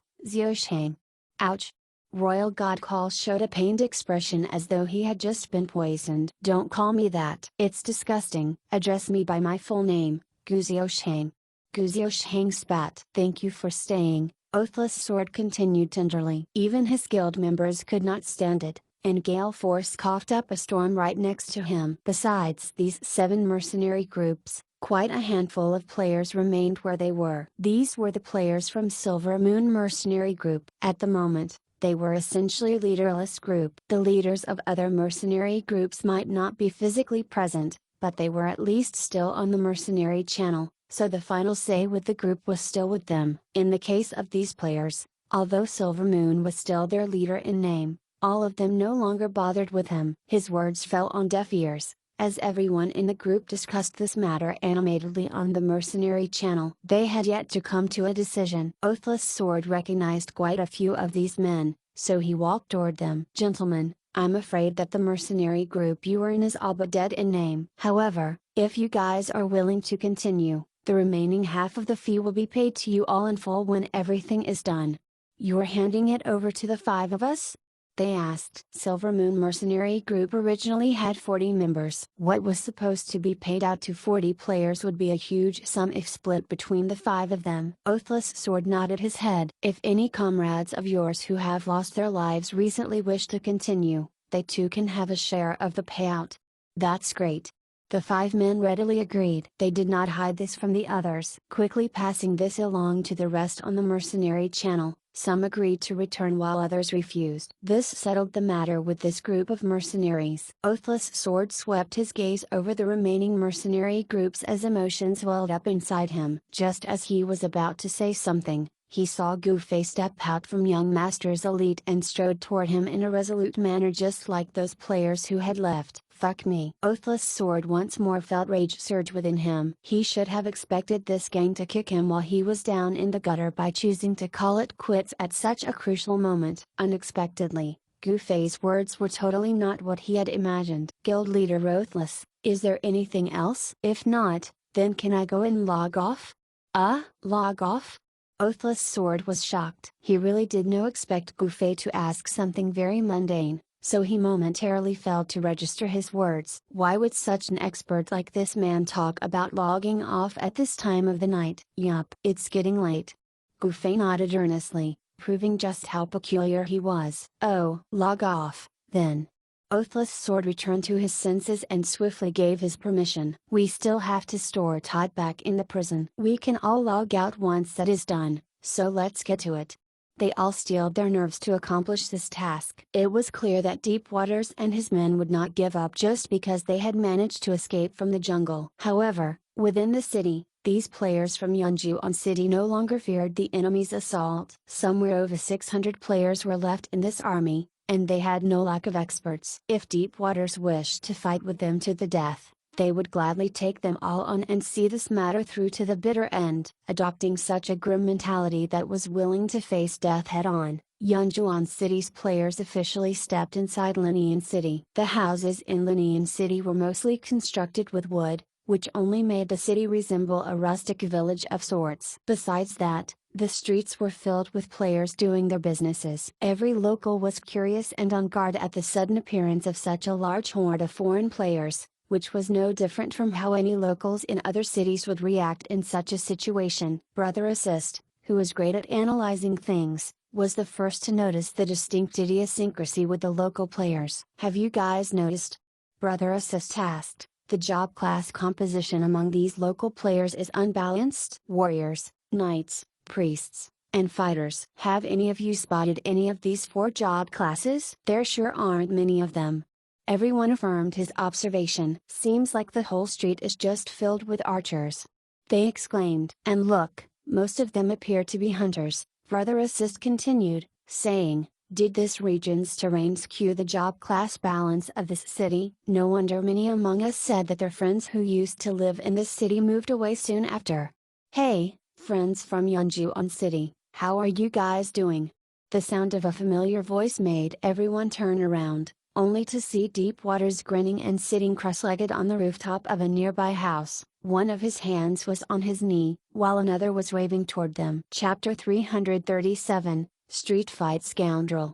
This anger-filled shout came from Sakurazaka Muni. Many people were affected because he had fallen for Deepwater's ruse. Sakurazaka Muni might be reprehensible, but he still felt regret for causing that debacle. In fact, he was so embarrassed by it that he could not look others in the eye. All the members of the Great Hunting Mercenary Group were equally sheepish about it, and only Fireball looked unperturbed by all this. He could probably be crowned as the king of shamelessness within the Great Hunting. Sakurazaka Muni fired off an arrow toward Deepwaters as he was cursing the latter. He strongly wished this shot could behead Deepwaters right at this moment, so he could acquit him and his brothers from their sin. His emotions must have overwhelmed him and caused his shoulders and fingertips to stiffen, as that snipe he had fired off was way subpar, missing Deepwaters by at least 3 paces. Everyone, hold your fire. Seeing the other archers and mages intending to follow suit and send their own attacks at the enemy, Oathless Sword hastily stopped them with a raise of his hand. At this crucial moment, he had shown an unexpected level of cool-headedness. This was only but a game at the end of the day. Killing Deepwaters would not leave his guild leaderless. Besides venting a bit of their pent-up frustration, Oathless Sword knew that this kill would not truly affect the overall situation of the quest. What are you trying to do? Oathless Sword stared at Deepwaters, who was still sitting on the rooftop, as he addressed him. Nothing much. I just want to see how many of you are still alive. Deepwaters chuckled. It's a lot more than what I have expected. It's not that easy to completely wipe us out, Oathless Sword replied evenly as he privately instructed on the guild channel. Thieves, use your stealth and check our surroundings. Deepwaters, for his part, quickly noted those thieves that had disappeared. Laughing, he said, don't worry, there's no ambush this time. And you would be kind enough to let us go? Oathless Sword did not believe a word he heard. Of course, not. Deepwaters laughed again. I've simply changed my tactics this time. We're going to directly face you all in combat. Saying that, Deepwater's comrades suddenly flooded the entrance to the street in a grand fashion. All their archers had their bows with knocked arrows, ready to fire at the drop of a hat. Your guild's archer formation is pretty lethal, Deepwaters said, but don't forget, we hunters can fire arrows as well. Just as Deepwaters said these words, all his hunters released their bowstrings together. The arrows flew like a sudden downpour. With some hunters firing from a squatting position and the others while standing, the arrows sailed in an arc quite similar to traversing 4C's archer formation. Although the enemy hunters' coordination was not comparable to traversing 4C's archer formation, the Yunjuan City's players were still on a street that did not give much room to maneuver or provide much cover. With the lack of any road to salvation and the gates of hell opening wide for them, succumbing to this arrow assault was almost a guarantee. Guardians, quickly come forward and block the attacks. Charge onward. Oathless Sword issued this order swiftly. This was actually the correct command. Turning around to flee in such a situation would only expose their backs to the enemy's arrows. And with the clear disparity in movement speed between the job classes, it was unlikely that anyone besides thieves with fleet foot could safely escape from this assault. Nevertheless, the firepower that the enemies possessed was truly high. Traversing 4C's archer formation was only consisted of about 150 players. Meanwhile, due to Linian City's skewed job class composition, a majority of the players in it were hunters. Deepwaters almost had over 400 hunters in his guild alone. As a result, it did not take long before white lights flashed intermittently within the ranks of Yunjuan City's guardians who had come forward with the support of priests from the back. Don't rush in foolishly. Archers, get in position and return fire. Oathless Sword bellowed. This move proved to be very effective. While the archers from Yunjuan City might not be as numerous as those from Linian City, they had the protection of the warriors in front of them, while the archers from Linian City were essentially defenseless. Faced against Yunjuan City's retaliation, the Linian City's hunters were clearly more affected and their ensuing shots were no longer as rapid as before. However, the assault that Deepwater's guild was currently mounting was not only limited to that. More players began to appear on the rooftops, and these new arrivals were far more fearsome than the archers standing before them. Mages. Mages filled the rooftops of the houses lining the street on both sides. Raising their staves in the air to cast spells, they could quite possibly wipe out Yunjuan City's entire army if they were to bombard them, just like what they had done back in the jungle. People cried out in alarm to draw everyone's attention to the mages. Following this, the archers, who had been providing cover for the Guardians' forward charge, turned over to begin firing over on the rooftops where the mages were. Instead, the enemy mage's opportunity to cast spells was hampered by the archers' barrage of arrows on them. However, although the archers' volley of arrows successfully interrupted some enemy mages chanting, the rest of the mages managed to avoid their attacks altogether. Flames began to explode on the street and on the rooftops. People died, and others survived. Both parties engaging in this battle had about the same number of players, but since they were locked in a ranged exchange, only mages and archers were of much use. The well-balanced job class composition of Yunjuan City's players actually turned into a disadvantage for them at this point, as barely 200 archers and mages on their side could deal with the ranged enemies of close to 600. The number of players on either side might be even, but reality shows that traversing 4Cs and the mercenaries were on the losing end. Linian City held the high ground, and their imbalanced job class composition created by the lack of priests, which should be a major flaw, was. In this situation, this particular disadvantage had yet to affect the outcome of this engagement. Thieves, retreat, circle around, and find a way to take care of them. Oathless Sword shouted. Since they were unable to match the opponents in ranged combat, Oathless Sword and his men must find a way to engage the enemies in melee. The entrance to the street in front was still dozens of meters away, making it difficult for them to rush in and close the gap, so Oathless Sword could only have the most opportunistic job class, Thebes, that was currently useless in this battle, to back off and search for a chance to re-engage. Amid all this, plenty of players with extraordinary skills were able to quickly find ways to get into melee range. The first man to get himself on a rooftop was the other core member of Traversing Four Seas, Galeforce. Everyone saw him run straight to a wall and executed the fighter's skill, Swallow Drop Kick. He did not direct this kick to anyone but to a wall. Instead, using that momentum created by his attack, he propelled himself up the wall. With a punch, Galeforce immediately struck a mage down the rooftop. Hugging the player next to him, he also tossed that man over the ledge. Galeforce could tell how unfavorable the situation was, so his current goal was not to finish off the mages but to disrupt their formation on the rooftops. They would no longer have much of a problem once he succeeded in disrupting these mages' formation above the roofs. Nevertheless, one player's strength was far too limited. The enemy mages swiftly shifted their position and a whole lot of them hurled Fireball, which could somewhat track its target, to tease Galeforce. A few of them even activated their Arctic Whirlwind to engulf him with its whirlwind. Priests, get me 2 priests to keep an eye on things up there.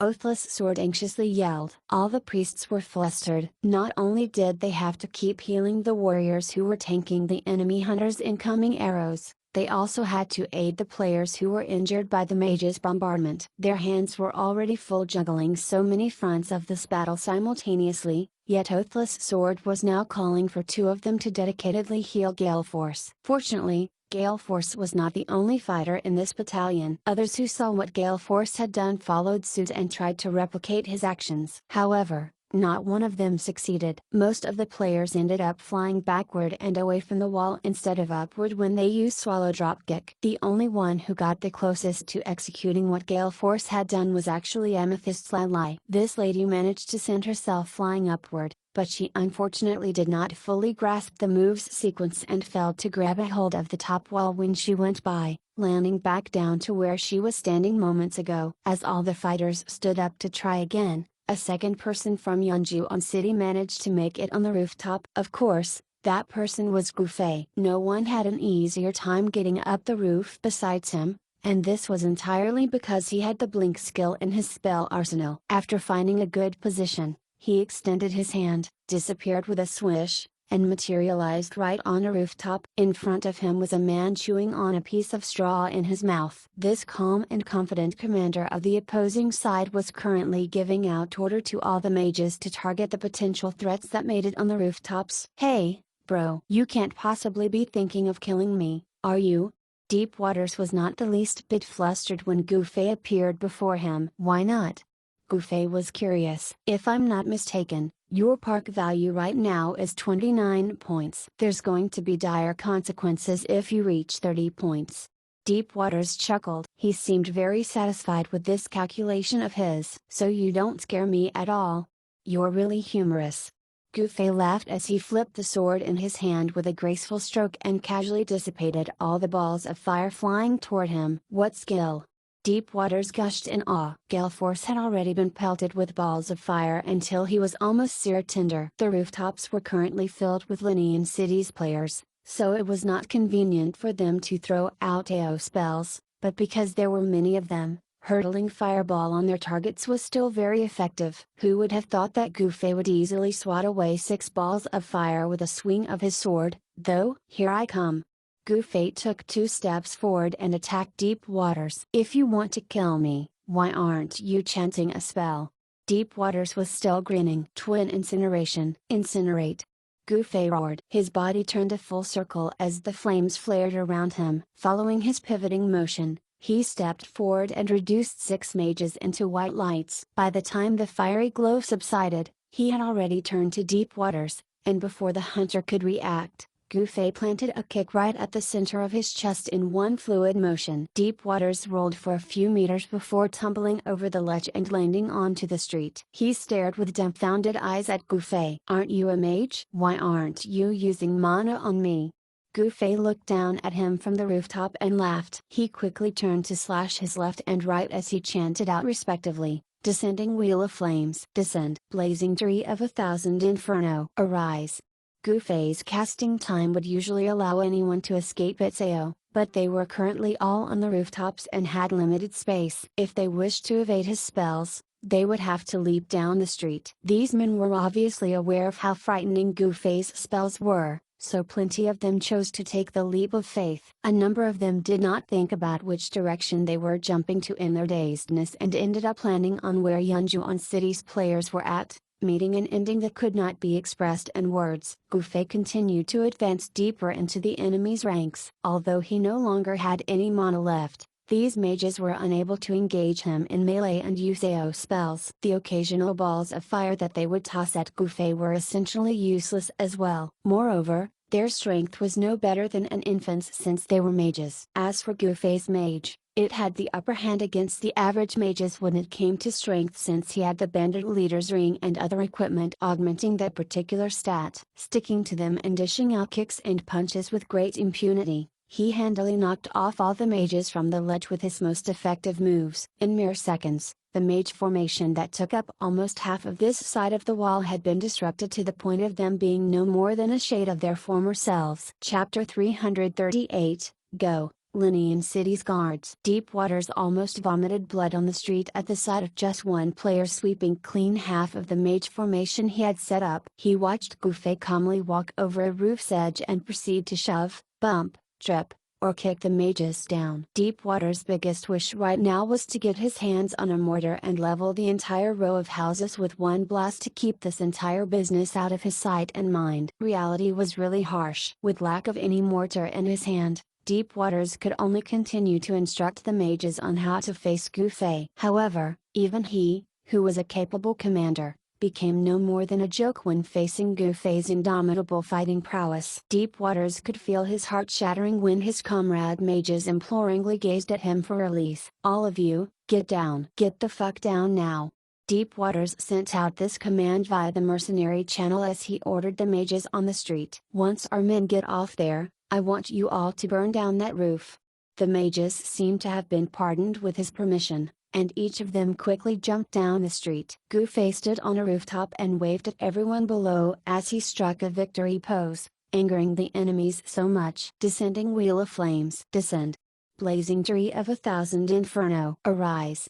Up the houses and down the street, all the Linian City's mages chanted spells together in a volume that reached over 70 decibels. It was quite an imposing sight to behold. However, Gufei simply waved his hand to the crowd and softly said, "Translocation, blink." No matter how fast these mages' spells were, they were simply not faster than blink. The roof was indeed engulfed in a sea of flames just like what Deepwaters wanted, yet Gufei was no longer there to burn it with it and was once more among his comrades on the street. Perfect timing.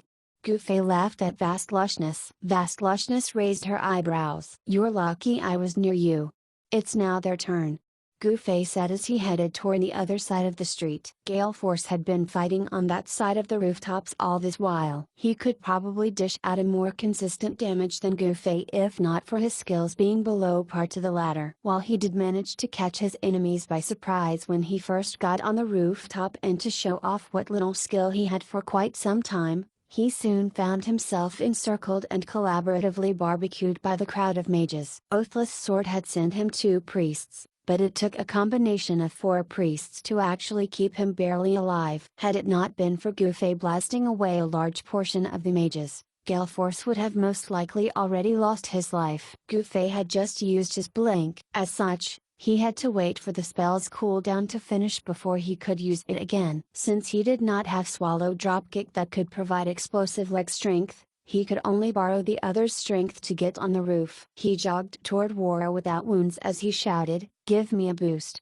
War Without Wounds was no stranger to this request as he had done this multiple times when they needed to climb trees in the mercenary PvP tournament. Getting into a half squat and folding his outstretched arms before his chest, he allowed Gufei to step on his arms and jerked them upward to propel the latter into the sky. However, Getting up the roof was not like climbing up a tree. Trees had branches that people could conveniently grab a hold of, unlike houses that had flat walls. Moreover, enemies were currently on the rooftops, so if he dawdled too much, any of them could easily beat him back to the ground with a wave of a staff. Gufei figured he needed a bit more strength to get on the roof, so he cruelly stepped onto War Without Wound's shoulder, as though he were climbing up a stepladder, to get himself the needed force. "Here I come!" Gufei shouted. Given how urgent matters were, he saw no need to show off his skills and felt it was better for the mages to voluntarily leap off the rooftops themselves at the sight of him, allowing him to save plenty of time. Evidently, the enemies would not back off that easily. These mages wielded their staves threateningly at Gufei. Not bothering to hurl fireball, each of these mages unleashed Arctic Whirlwind on Gufei without a care for their comrades who might be in the way. These mages knew that as long as they killed off Gufei, they could easily hold their formation on the rooftops. Gufei saw a row of Arctic Whirlwinds steadily covering the entire roof before him. He looked backward and saw another row coming from behind him. Realizing that he was cornered from both sides and that he could only escape by leaping down the street, he had no other choice but to do just that. This was when descending wheel of flames came crashing right into the row of Arctic Whirlwind before him. Once verdict was out for the two moves, an empty path was left behind. Gufei darted right toward it, looked down from the roof, and saw drifting slightly bow his body toward him once their eyes made contact. The speed at which Arctic Whirlwind moved was not slow in the least, so it was apparent just how impressively high Drifting's level of control and exquisite deftness was from the way he neutralized that Arctic Whirlwind with one descending wheel of flames. The rest of the mages lost their sense of security once Gufei zealously began engaging them in melee. Learning his lesson from being pressed from both sides, Gufei no longer pushed forward in an orderly fashion. Sending a blow to a side and a kick in another, Gufei burrowed deeper into the crowd on the roofs as he ran amok within their ranks. Not just Arctic Whirlwind, even the few mages who had picked up the lightning affinity tree had difficulty targeting Gufei with their thunderbolt. Since the speed of lightning affinity spells was extremely fast, the system did not provide these spells any sort of target locking assistance. After all, the lightning affinity spells already had 100% accuracy. As long as the lightning mage uttered the incantation, no one would be able to dodge the spell in time. However, if the target was moving, the mage would be required to compensate quite a lot. Things like the trembling of the mage's hands might cause the spells to go askew. Gufei was currently darting within the crowd in an unpredictable manner, so the lightning mages could not get a lock on him, and those that tried to cast thunderbolts on him never found their mark. Now that the enemy mages on this side had been hampered by Gufei, the mages from the other side began to reveal themselves. Having never left the area and seeing that Gufei was no longer there, these Linian Cities players began climbing up the roofs on the other side again. Gufei only had Blink and did not have any spells that could let him be in two places at once. Once he took care of one side, others would spring up from the other. He was currently out of mana and was merely employing kicks, punches, and weapons to attack the mages near him. While it was easy to get them off the roofs like this, killing them would take a far longer time. Everyone could tell that this situation was not favorable to Yunjuan City's players. Gufei could be said to be only harassing the enemies and was not actually eradicating them. To solve this quandary and maintain his lethality, Vast Lushness would have to keep transferring her mana over to Gufei as he fought on. Such a thought made the members of Young Master's Elite shudder. If that happened, how many park points would Gufei accumulate? Did it mean his park value would break through to the triple digits by the time this battle was over? While everyone was trying to find a solution to this, Linian City's players' version of the Archer formation suddenly burst into activity. Players yelled as dozens of fully armored knights bearing swords and shields uniformly squeezed through the originally tidy Archer formation and lined themselves up in an orderly fashion. What the actual fuck? Linian City's players cursed. Their organized formation was coincidentally blocked by these NPCs' arrival, interrupting the archers from continuing their assault. Guardsmen. When the squad finished lining up, they attentively stayed in their positions as a captain-like NPC began to speak. The Linian City's players that were blocked by these NPCs moaned. They tried to squeeze their way through, but these NPCs stood stock still. The players dared not to be too forceful, either. After all, they could guess the result of attacking these guards. Of course, a few curious players here and there had tested this out, and death had been the only answer they got. Not too long ago, Oathless Sword had personally experienced the strength of Parallel Worlds NPC guards. Just a handful of guards were enough to beat everyone up effortlessly and rout almost 700 of his guild members. There was no logic once these men representing the system were involved. Provoking these NPC guards the first time around could be chalked up to curiosity, but provoking them a second time around would just be utter foolishness. However, right now, these guards' appearance became a blessing in disguise for Yunju City's players,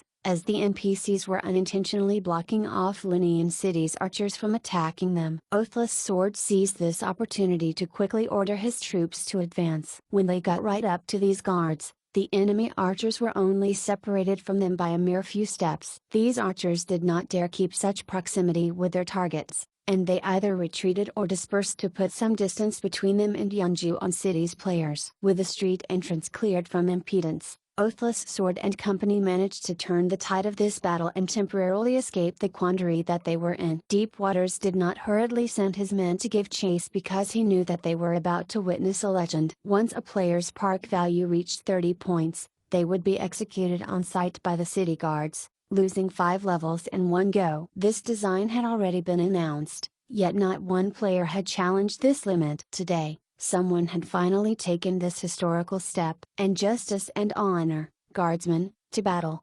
After saying this, the captain pulled out his sword and pointed it ahead. Forward.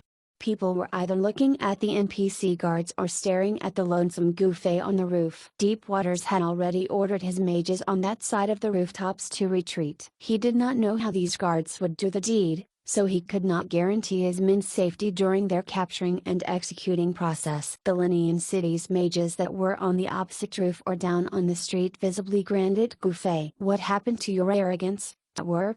someone taunted. Goofy did not bother to answer this man. Taking out an apple, he slowly munched on it as he watched the city guard's every move. 1 step forward. 2 steps.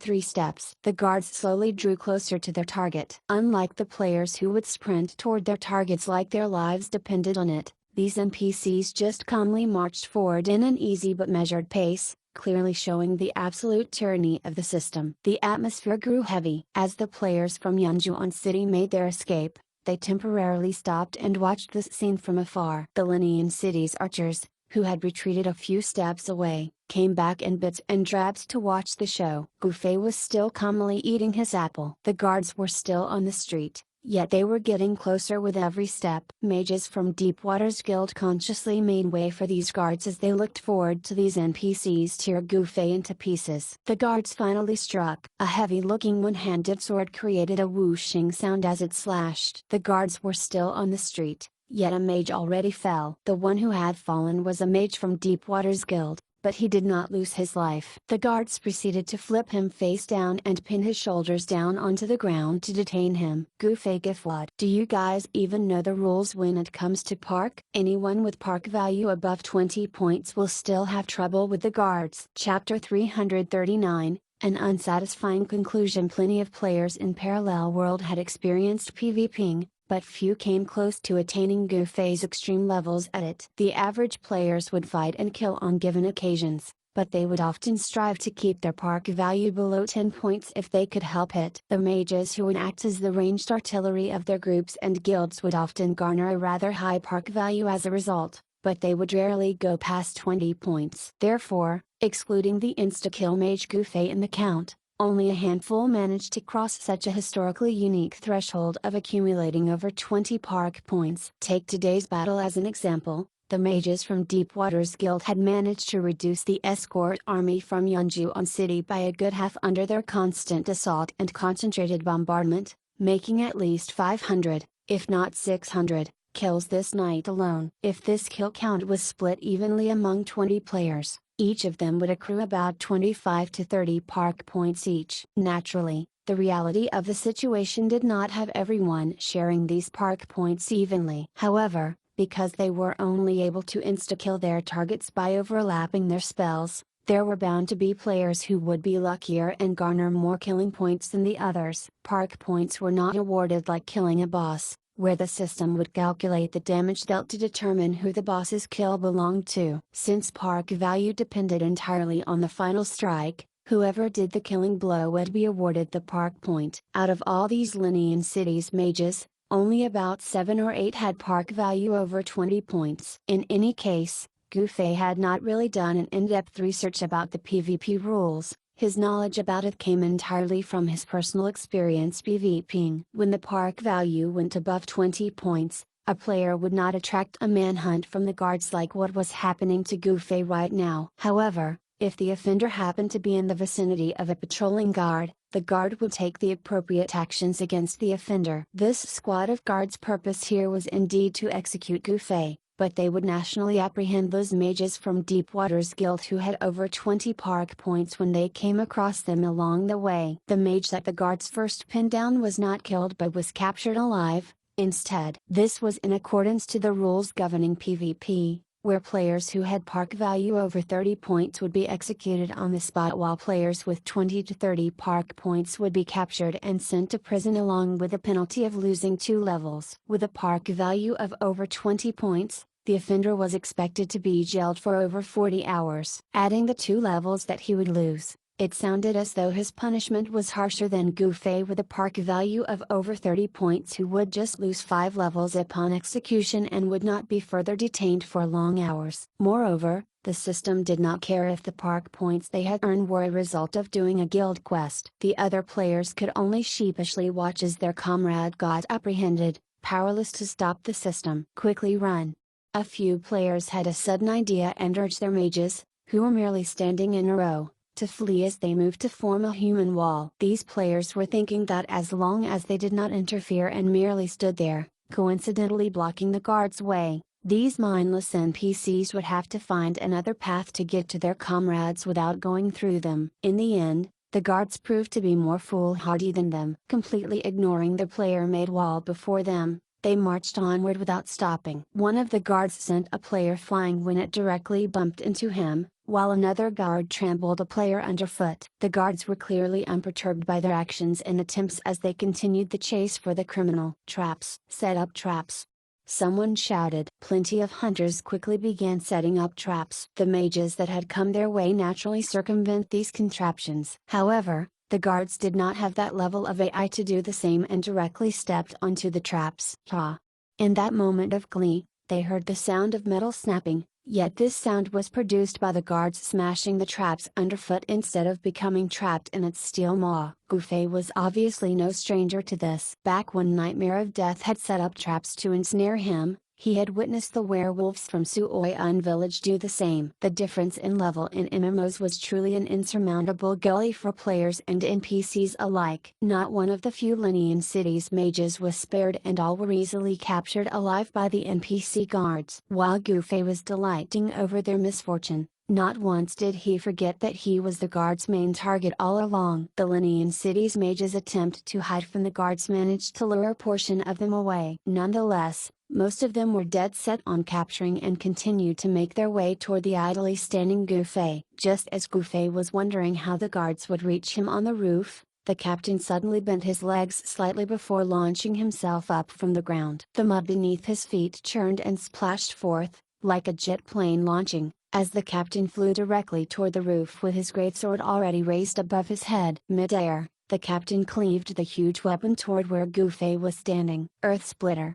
The players, who managed to identify this move, shouted. The animation for the warrior skill Earth Splitter was shown in Parallel Worlds promotional videos. Young Masters Elite, Traversing 4 Seas, and other players who had seen the game's NPC guards in action before had the same question floating in their heads. In the end, are these guys knights or warriors? They were just too versatile. Although this cleave was shocking, Gufei's reaction was not slow and quickly hopped to the side to avoid the attack. Fortunately, the captain's sword cleave did not change trajectory and really landed on the spot he had aimed for. Still, with the captain's one knee on the ground, his greatsword brutally smashed that spot of the roof. Dust scattered. That greatsword nearly cleaved the entire roof into 2. Gufei only felt a slight tremor beneath his feet, yet a huge chunk of his HP got reduced by it. Although Earth Splitter did not directly connect to Gufei's body, it was still able to deal damage on him. In gaming terms, this attack dealt AO damage. Had it not been for Windchaser's blessing increasing his HP,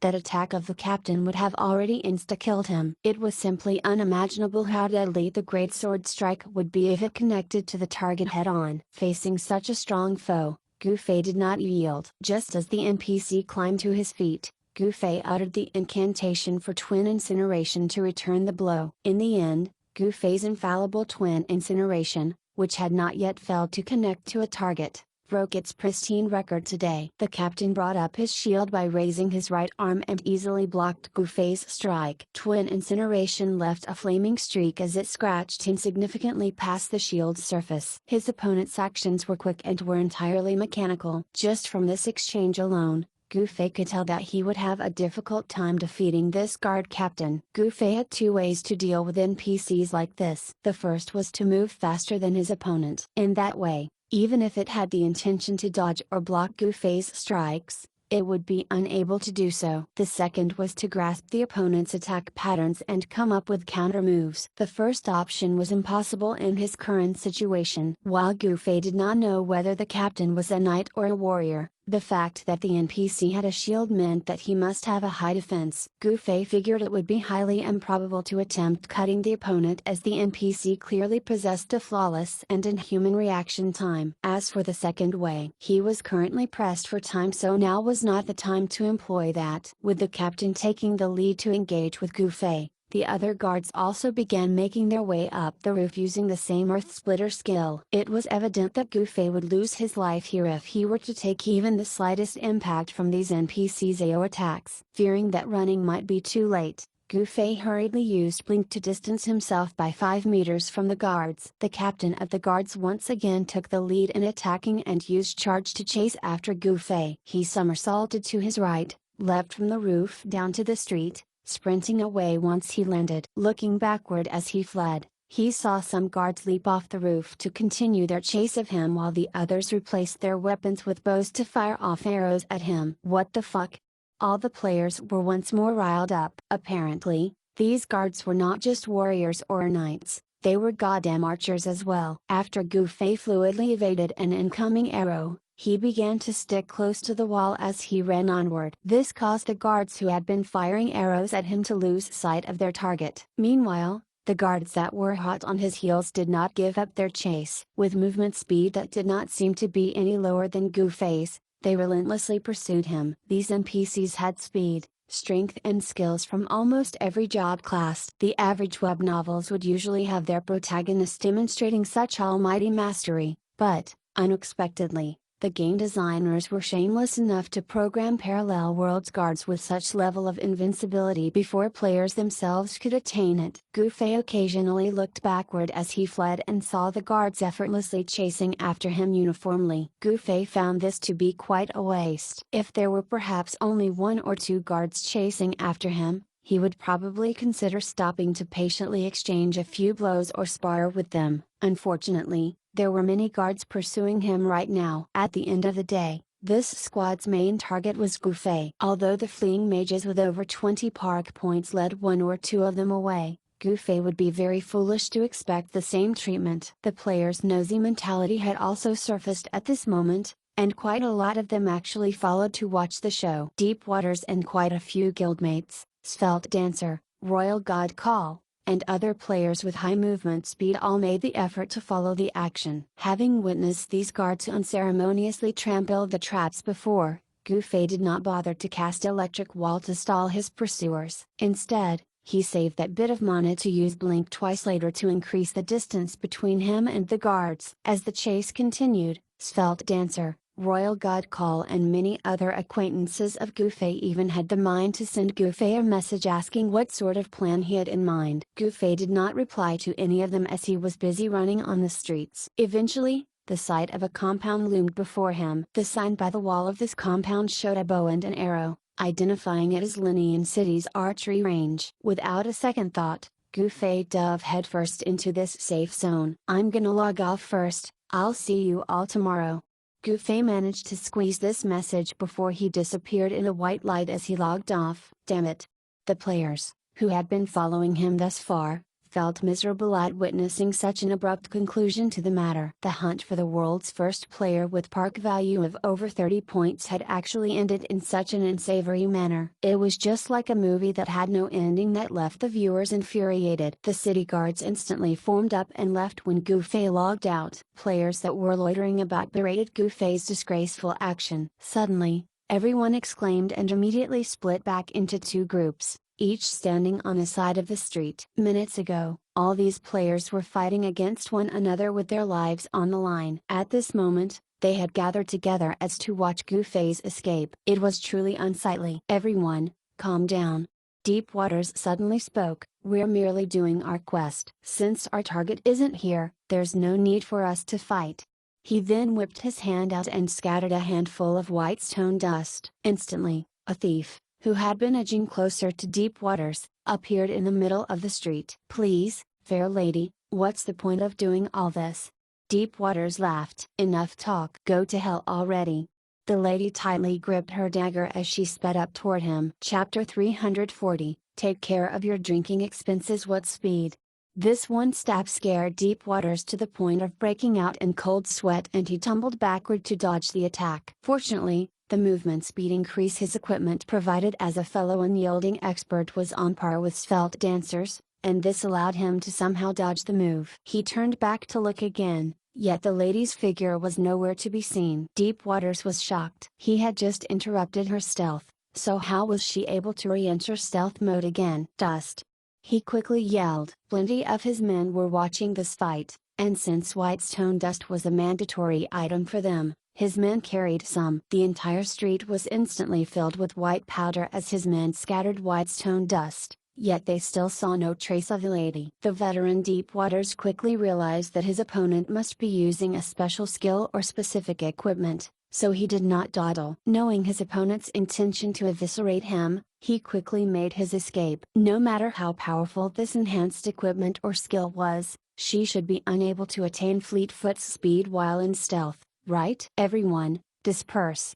Deep Waters shouted. He quickly bolted away for several meters before abruptly stopping to look backward and watch his comrades scatter. He had no intention of entangling with these players from Yunjuan City any further. Although the enemies suffered substantial losses from today's clashes, his guild suffered quite a lot as well. Take Deep Waters' original plan as an example, using traps to ensnare Yunjuan City's players and making it difficult for them to move even the merest inch were Deep Waters' method of forcing them to abandon their quest to minimize the losses and deaths. Who would have guessed that the enemies would have an indomitable player that could capture him alive a whole 30 meters away from their position when he came forward to negotiate? They even took inspiration from that embarrassing moment of his life to employ that inhumane human mind-sweeping method and extricate themselves from that earlier mess. Fuck.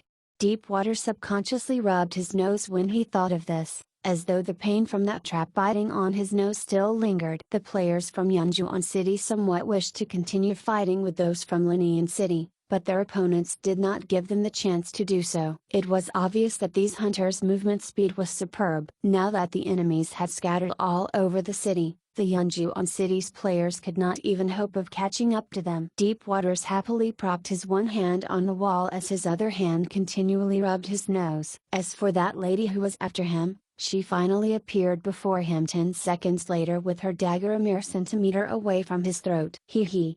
Deep Waters calmly patted the wall he was leaning on and said, "Safe zone." The lady audibly gritted her teeth. "If it isn't logging off, then it's fleeing to a safe zone. You're also useless. How should I address this lady before me?"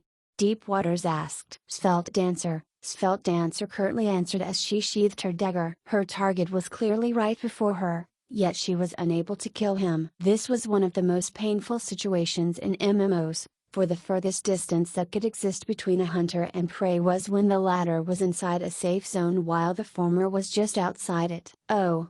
Deep Waters gave a long sigh when he heard her reply. "I've heard so much about you." Svelte Dancer was considered by many as the apex expert. Despite Deep Waters being part of the esteemed ranks of the 5 unyielding experts in Parallel World, he did not have the kind of prestige Svelte Dancer had had in other MMOs. HMPH. Svelte Dancer snorted at that. She then turned to call another lady and took their leave together. Given how the Amethyst rebirthed ladies' nosiness, there was no way they would miss this show. Unfortunately, they needed fast movement speed to keep up, so, in the end, only Svelte Dancer and an archer with a full agility build managed to chase their way through. The other ladies, such as the thief Willow, had been left halfway. You shouldn't be like this when we next meet. After all, we're fellow unyielding experts. Deep Waters shouted after Svelte Dancer as he remained where he was, inside the safety of the safe zone. Svelte Dancer turned her head over and said with much aplomb, "You're 2 levels under me."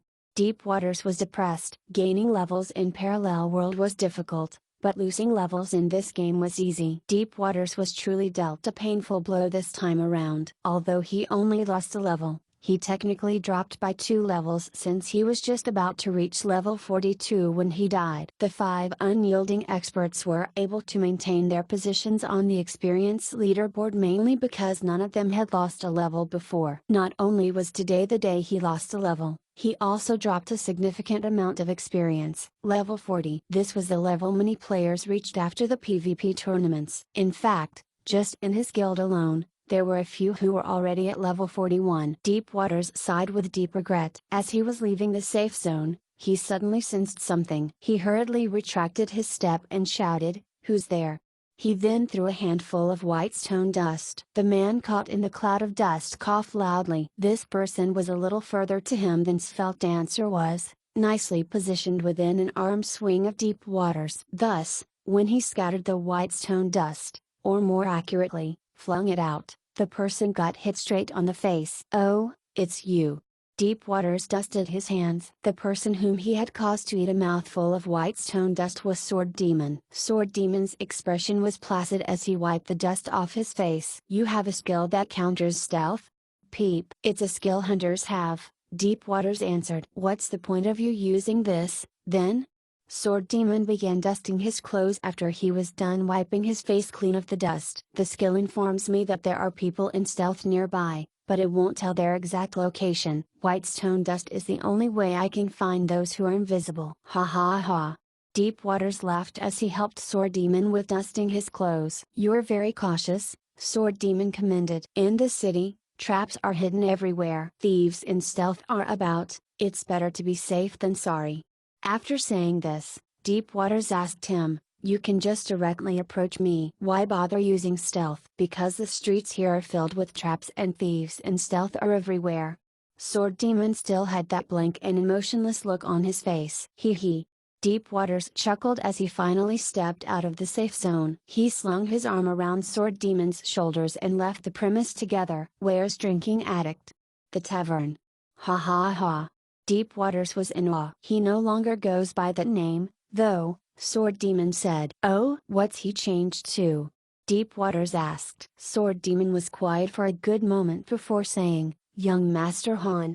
Deep Waters was also silent for a moment before saying, "That's a really flashy name, don't you agree?" "I agree," Sword Demon said coolly. The 2 men chatted all the way to the tavern. The taverns in Linian City were also different from the ones in other cities in that they looked like the laboratory of a witch. Pushing the door open and entering after, the sight that greeted them was an interior that was entirely made of wood except for the glasses, which people used to drink the liquid in the establishment. "It's pretty special, eh?"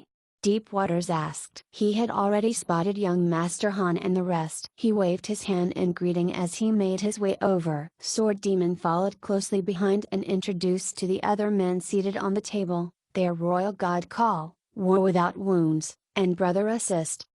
"Fuck me, fuck me, fuck me." Deep Waters cursed repeatedly in his astonishment. The exaggerated look on his face really satisfied these experts' vanity. The clouds in Yunjuan City are truly filled with experts. Deep Waters exhaled. "You humble us." The 3 men happily downplayed his words. "Such a pity that guy isn't here." Deep Waters' next words betrayed the complicated feelings he had inside. Hee. Royal God Call and the others laughed dryly at this. Ever since Gufei began hanging out with them, these grizzled gamers got used to being obscured in his shadow. No matter where they went, Gufei would always be the focus of everyone's attention whether he liked it or not. These men took their seats, drank their liquors, and exchanged pleasantries. Eventually, Deep Waters asked, "Have you guys settled that thing yet?" "Don't try and dig out information from us," young Master Han quietly said. Hee hee. A dry laugh. It was yet another dry laugh. Speaking of which, Sword Demon seized this chance to change the topic. "I don't think you started off in Linian City." "Yup. I made my way over quite a while after," Deep Waters replied. "Why here?" Sword Demon asked. "Is there a need to ask?" "I'm sure Coco's here," young Master Han said. Royal God Call and the others had no clue what they were talking about, blankly staring at these three men. Your girlfriend?" Brother Assis proved how well informed he was when he guessed the answer. Deep Waters nodded his head. "Wow, bro, you've got the moves." War Without Wounds and Royal God Call leapt up when they heard this. They love this sort of gossip. Hee hee. Deep Waters had a surprisingly shy smile on his lips. The mischievous look on his face shows that his feeling was genuine, and it was not the playful words of hubby and wifey that players would usually share with one another in jest. "Where is she? Where is she? Get her to come out and let us meet her." Royal God Call and War Without Wounds pestered, craning their necks to look around with palpable excitement, as though the lady in question were already present, but Deep Waters were just hiding her away. "She's offline," Deep Waters answered. 1, 2, 3, 4, 5, 6. Young Master Han's fingers shot up one by one as he counted. "This should be the 6th MMO you're playing together." "Yup." Deep Waters blissfully nodded his head. "You're my idol." War Without Wounds and Royal God Call continued to gush, as though they were the ones tying the knot. "One more and you'll get the 7-year itch." Young Master Han nodded. "Fuck your ancestors." Deep Waters cursed. "We'll surely come and meet you two if we've got the chance." War Without Wounds and Royal God Call were really looking forward to this meeting. They really wanted to see how a couple with such a solid relationship looked like to better develop their budding business. "Oh, when are you guys leaving?" Deep Waters asked. "Ahem," young Master Han interrupted. "Man, you're still such an irritating person." Deep Waters sighed. "I am proud of my ability to remain unchanged despite doing the same thing every day." Young Master Han toasted himself. "Well, you're paying for your alcohol expenses." Deep Waters rolled his eyes as he turned to Sword Demon. "Have you heard? There's a rumor going around about a player with the chemist crafting profession who discovered a tobacco plant, which can apparently be used to make cigarettes." "Are you for real?" Sword Demon's eyes brightened. "Is that true? Why haven't I heard a word about this before?" Brother Assist was extremely astonished by this news. There was rarely ever a thing that broke without him knowing. The feeling he had right now was exactly like someone witnessing the execution of an ultimate move that insta-killed someone during a PvP match.